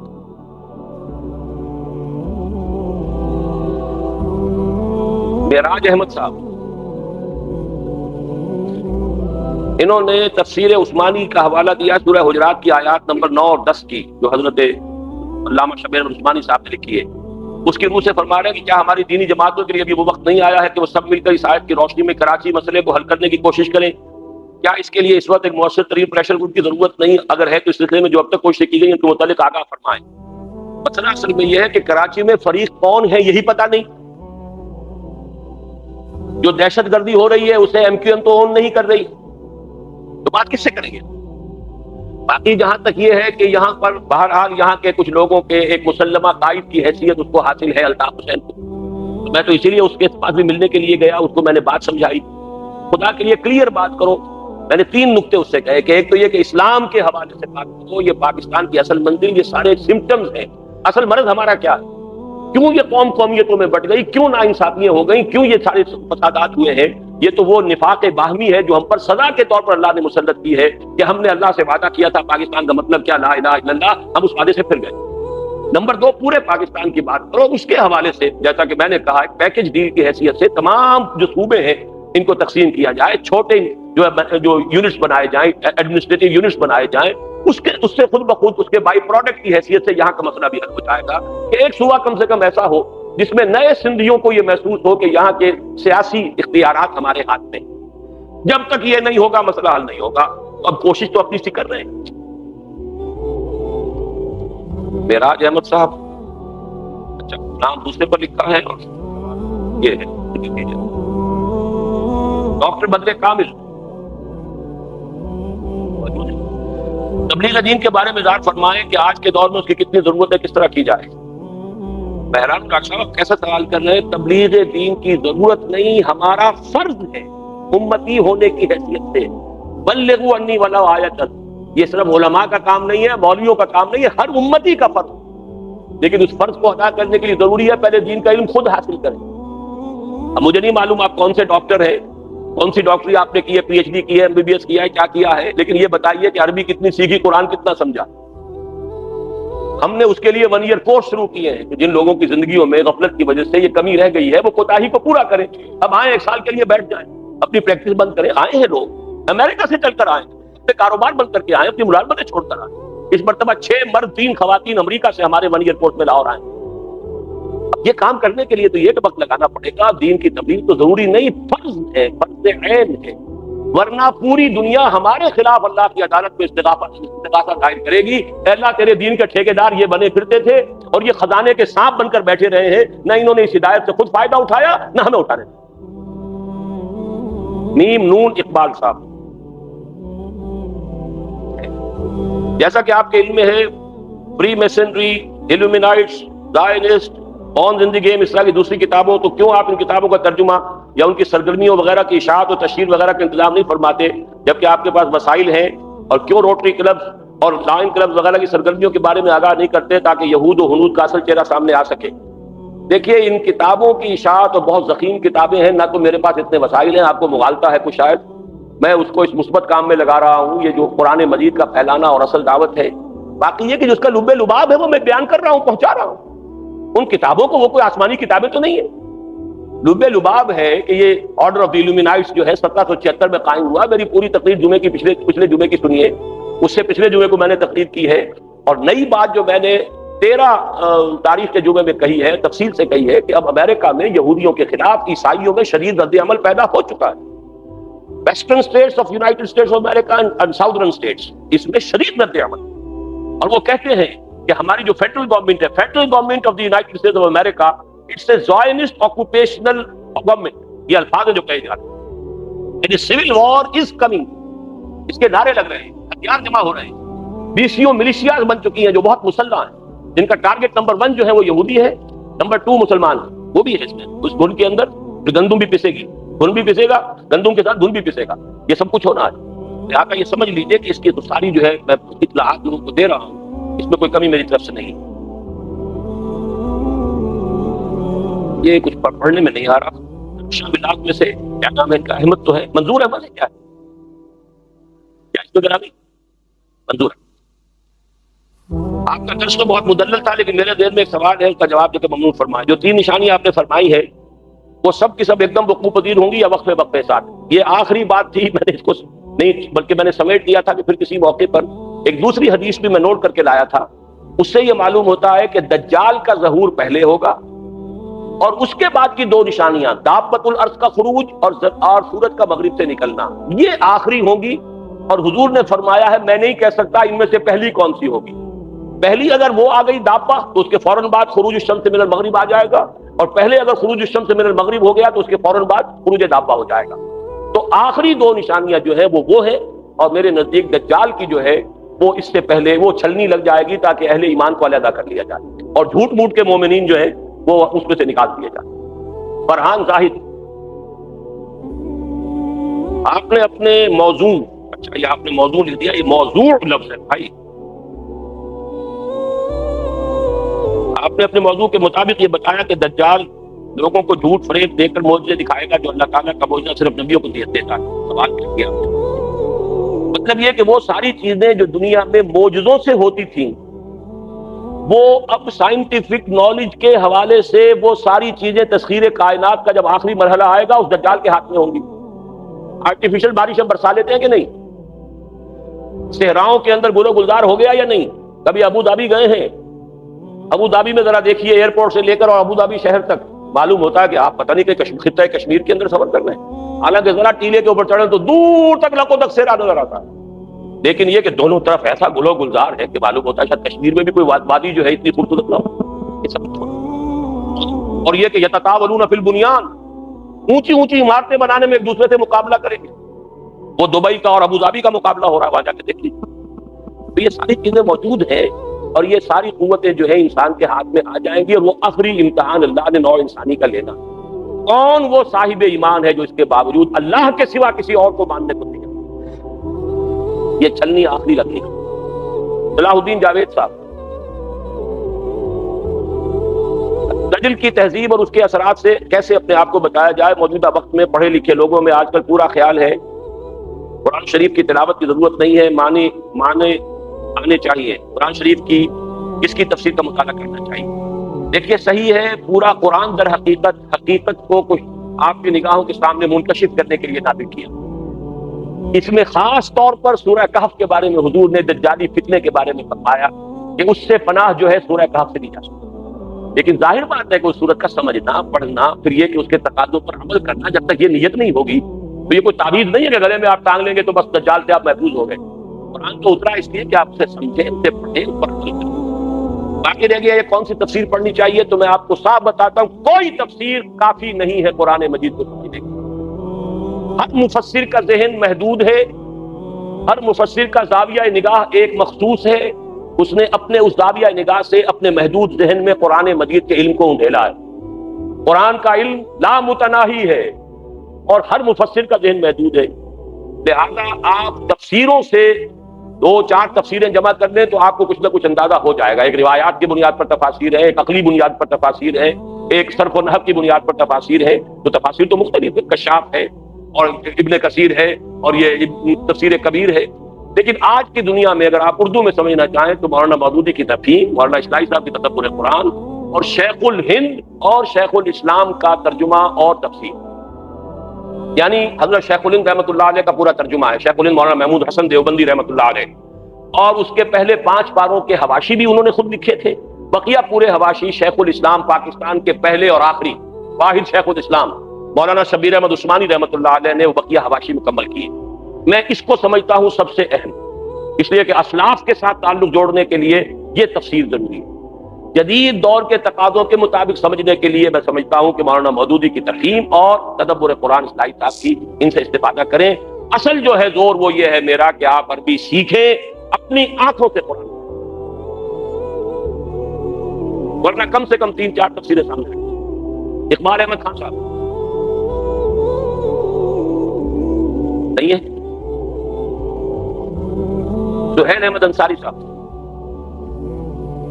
آپ نے جو وفاق کی تجویز پیش کی ہے اور اس کے عملی طور پر کیا کیا ثمرات اب سامنے آئے ہیں، تجویز بھی بہت سے حضرات کے علم میں نہیں ہوگی۔ میں نے یہ تقریر کی تھی اپنے دورہ امریکہ پہ جانے سے پہلے، اس کے کیسٹس یہاں موجود ہوں گے، جو حضرات لینا چاہیں لے لیں، اچھا اس کا تذکرہ ہو گیا ہے۔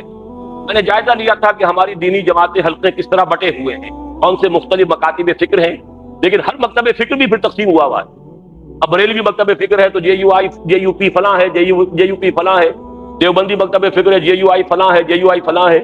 اسی طریقے سے ایک تحریکی انداز میں جو ابوالکلام نے کام شروع کیا تھا، پھر مولانا مودودی لے کر چلے، تو جماعت اسلامی ان سے ہم علیحدہ ہوئے تھے، تنظیم اسلامی ہم نے قائم کی، اب نعیم صدیقی صاحب علیحدہ ہوئے ہیں، تحریک اسلامی انہوں نے قائم کی ہے۔ تو ان کی بہرحال یہ ہے کہ سوچ کے اندر بہت کچھ چیزیں مشترک ہیں، تو یہ تین اپنا وفاق بنا لیں۔ اسی لیے میں نے ویلکم کیا ہے ابھی جو مولانا نیازی اور مولانا نورانی صاحب جو ہیں وہ ایک سٹیج پر جمع ہوئے ہیں، اچھا ہے، دو دھاگے تو مل کر بٹنا شروع ہو جائیں ایک دوسرے کے ساتھ۔ پھر یہ کہ یہ جے یو پی جے یو آئی ایک زمانے میں جمع ہوئے تھے، فضل الرحمان صاحب نورانی میاں، بہرحال یہ حنفی لوگ ہیں، دونوں کے دونوں، بریلوی بھی دیوبندی بھی، اگر یہ جگہ جمع ہو سکتے ہیں تو جس طرح بھی ہو بٹنا شروع کیا جائے، ایک رسہ بنانے کی کوشش کی جائے۔ تو یہ میری تجویز تھی، ابھی اس کی طرف کوئی مثبت رد عمل مجھے ان دونوں جماعتوں کی طرف سے نہیں ملا۔ اعجاز الرحمان Khan: Since Islam is a religion of peace, and if the Jews want peace, why can't we coexist in peace? Since Judaism is also a heavenly religion. آپ اردو سمجھتے تو ہیں؟ جوڈائزم جو ہے ویسے تو عیسائیت، یہودیت اور اسلام تینوں ایک اعتبار سے ایک سلسلے کی کڑیاں ہیں، جیسے میں نے ابھی گنوایا نا کڑیاں۔ اب یہ کہ ظاہر بات ہے کہ نبی صرف وہاں تو نہیں آئے، نبی تو کہیں اور بھی آئے ہیں۔ سارے مذاہب دنیا میں جو ہیں وہ در حقیقت اسلام ہی کی بگڑی ہوئی شکلیں ہیں، چاہے وہ ہندو مت ہو، بدھ مت ہو، کوئی ہو۔ وَإِن مِّن قَرْيَةٍ إِلَّا خَلَا فِيهَا نَذِيرٌ، ہر بستی میں ہم نے خبردار کرنے والے بھیجے۔ وَلِكُلِّ قَوْمٍ هَادٍ، ہر قوم کے اندر ہم نے ہادی بھیجے۔ اور قرآن کہتا ہے کان الناس امۃ واحدہ، شروع میں تو تمام انسان ایک ہی امت تھے۔ کس کی امت تھے؟ حضرت آدم کی نسل، اور سب کے سب توحید پر تھے۔ بعد میں یہ سارے، اس اعتبار سے تو یہ بھی کہا جا سکتا ہے کہ سارے مذہب ہی آسمانی ہے، لیکن یہ ہے کہ جو تاریخ، جو محفوظ تاریخ ہے، اس کے اعتبار سے کہا جا سکتا ہے کہ یہودیت، نصرانیت اور مسلمان یہ ایک سلسلے کی کڑیاں ہیں۔ لیکن ظاہر بات ہے کہ وہ دونوں مذہب پرورٹڈ ہیں، انہوں نے صحیح حضرت مسیح کی تعلیمات کو مسخ کر دیا، تسلیس بنا دیا، اور یہودیوں کے اندر مسلمانوں کے خلاف دشمنی اور شدید انتقام کے جذبات پیدا کیے۔ اس لیے پیدا ہو گئے کہ وہ جس منصب پر فائز رہے تھے 2000 برس، اللہ تعالیٰ نے انہیں ہٹا کر وہ منصب مسلمانوں کو عطا کر دیا۔ آپ کے یہاں بھی یہ ہوتا ہے، کسی جگہ پر کوئی ایک شخص فائز ہو کسی آرگنائزیشن کے اندر، ذرا اس کی ٹانگ گھسیٹ کر اسے ہٹا کر کسی اور کو کھڑا کیجئے تو کیا بیتتی ہے اس کے دل پہ۔ ایک امت 2000 برس تک اللہ کی نمائندہ رہی زمین پر۔ یا بنی اسرائیل اذکروا نعمتی التی انعمت علیکم انی فضلتکم علی العالمین، اور وہی امت ہے ضربت علیہم الذلۃ والمسکنۃ وباءوا بغضب من اللہ۔ یہی وجہ قرآن نے کہا لتجدن اشد الناس عداوۃ للذین آمنوا اليہود والذین اشرکوا، سورہ مائدہ کیا ہے؟ بدترین دشمن تم پاؤ گے یہودی۔ اس اعتبار سے معاملہ جو ہے حقائق کو سامنے دیکھنا چاہیے، اور صرف یہ کہ اپنے دل کی آرزویں سامنے نہیں رکھنی چاہیے۔ السلام علیکم ورحمۃ اللہ وبرکاتہ۔ آپ دیکھ رہے ہیں ایمان و سکون۔ مزید اسلامک بیانات سننے کے لیے ہمارے اس چینل کو سبسکرائب کیجیے۔ شکریہ۔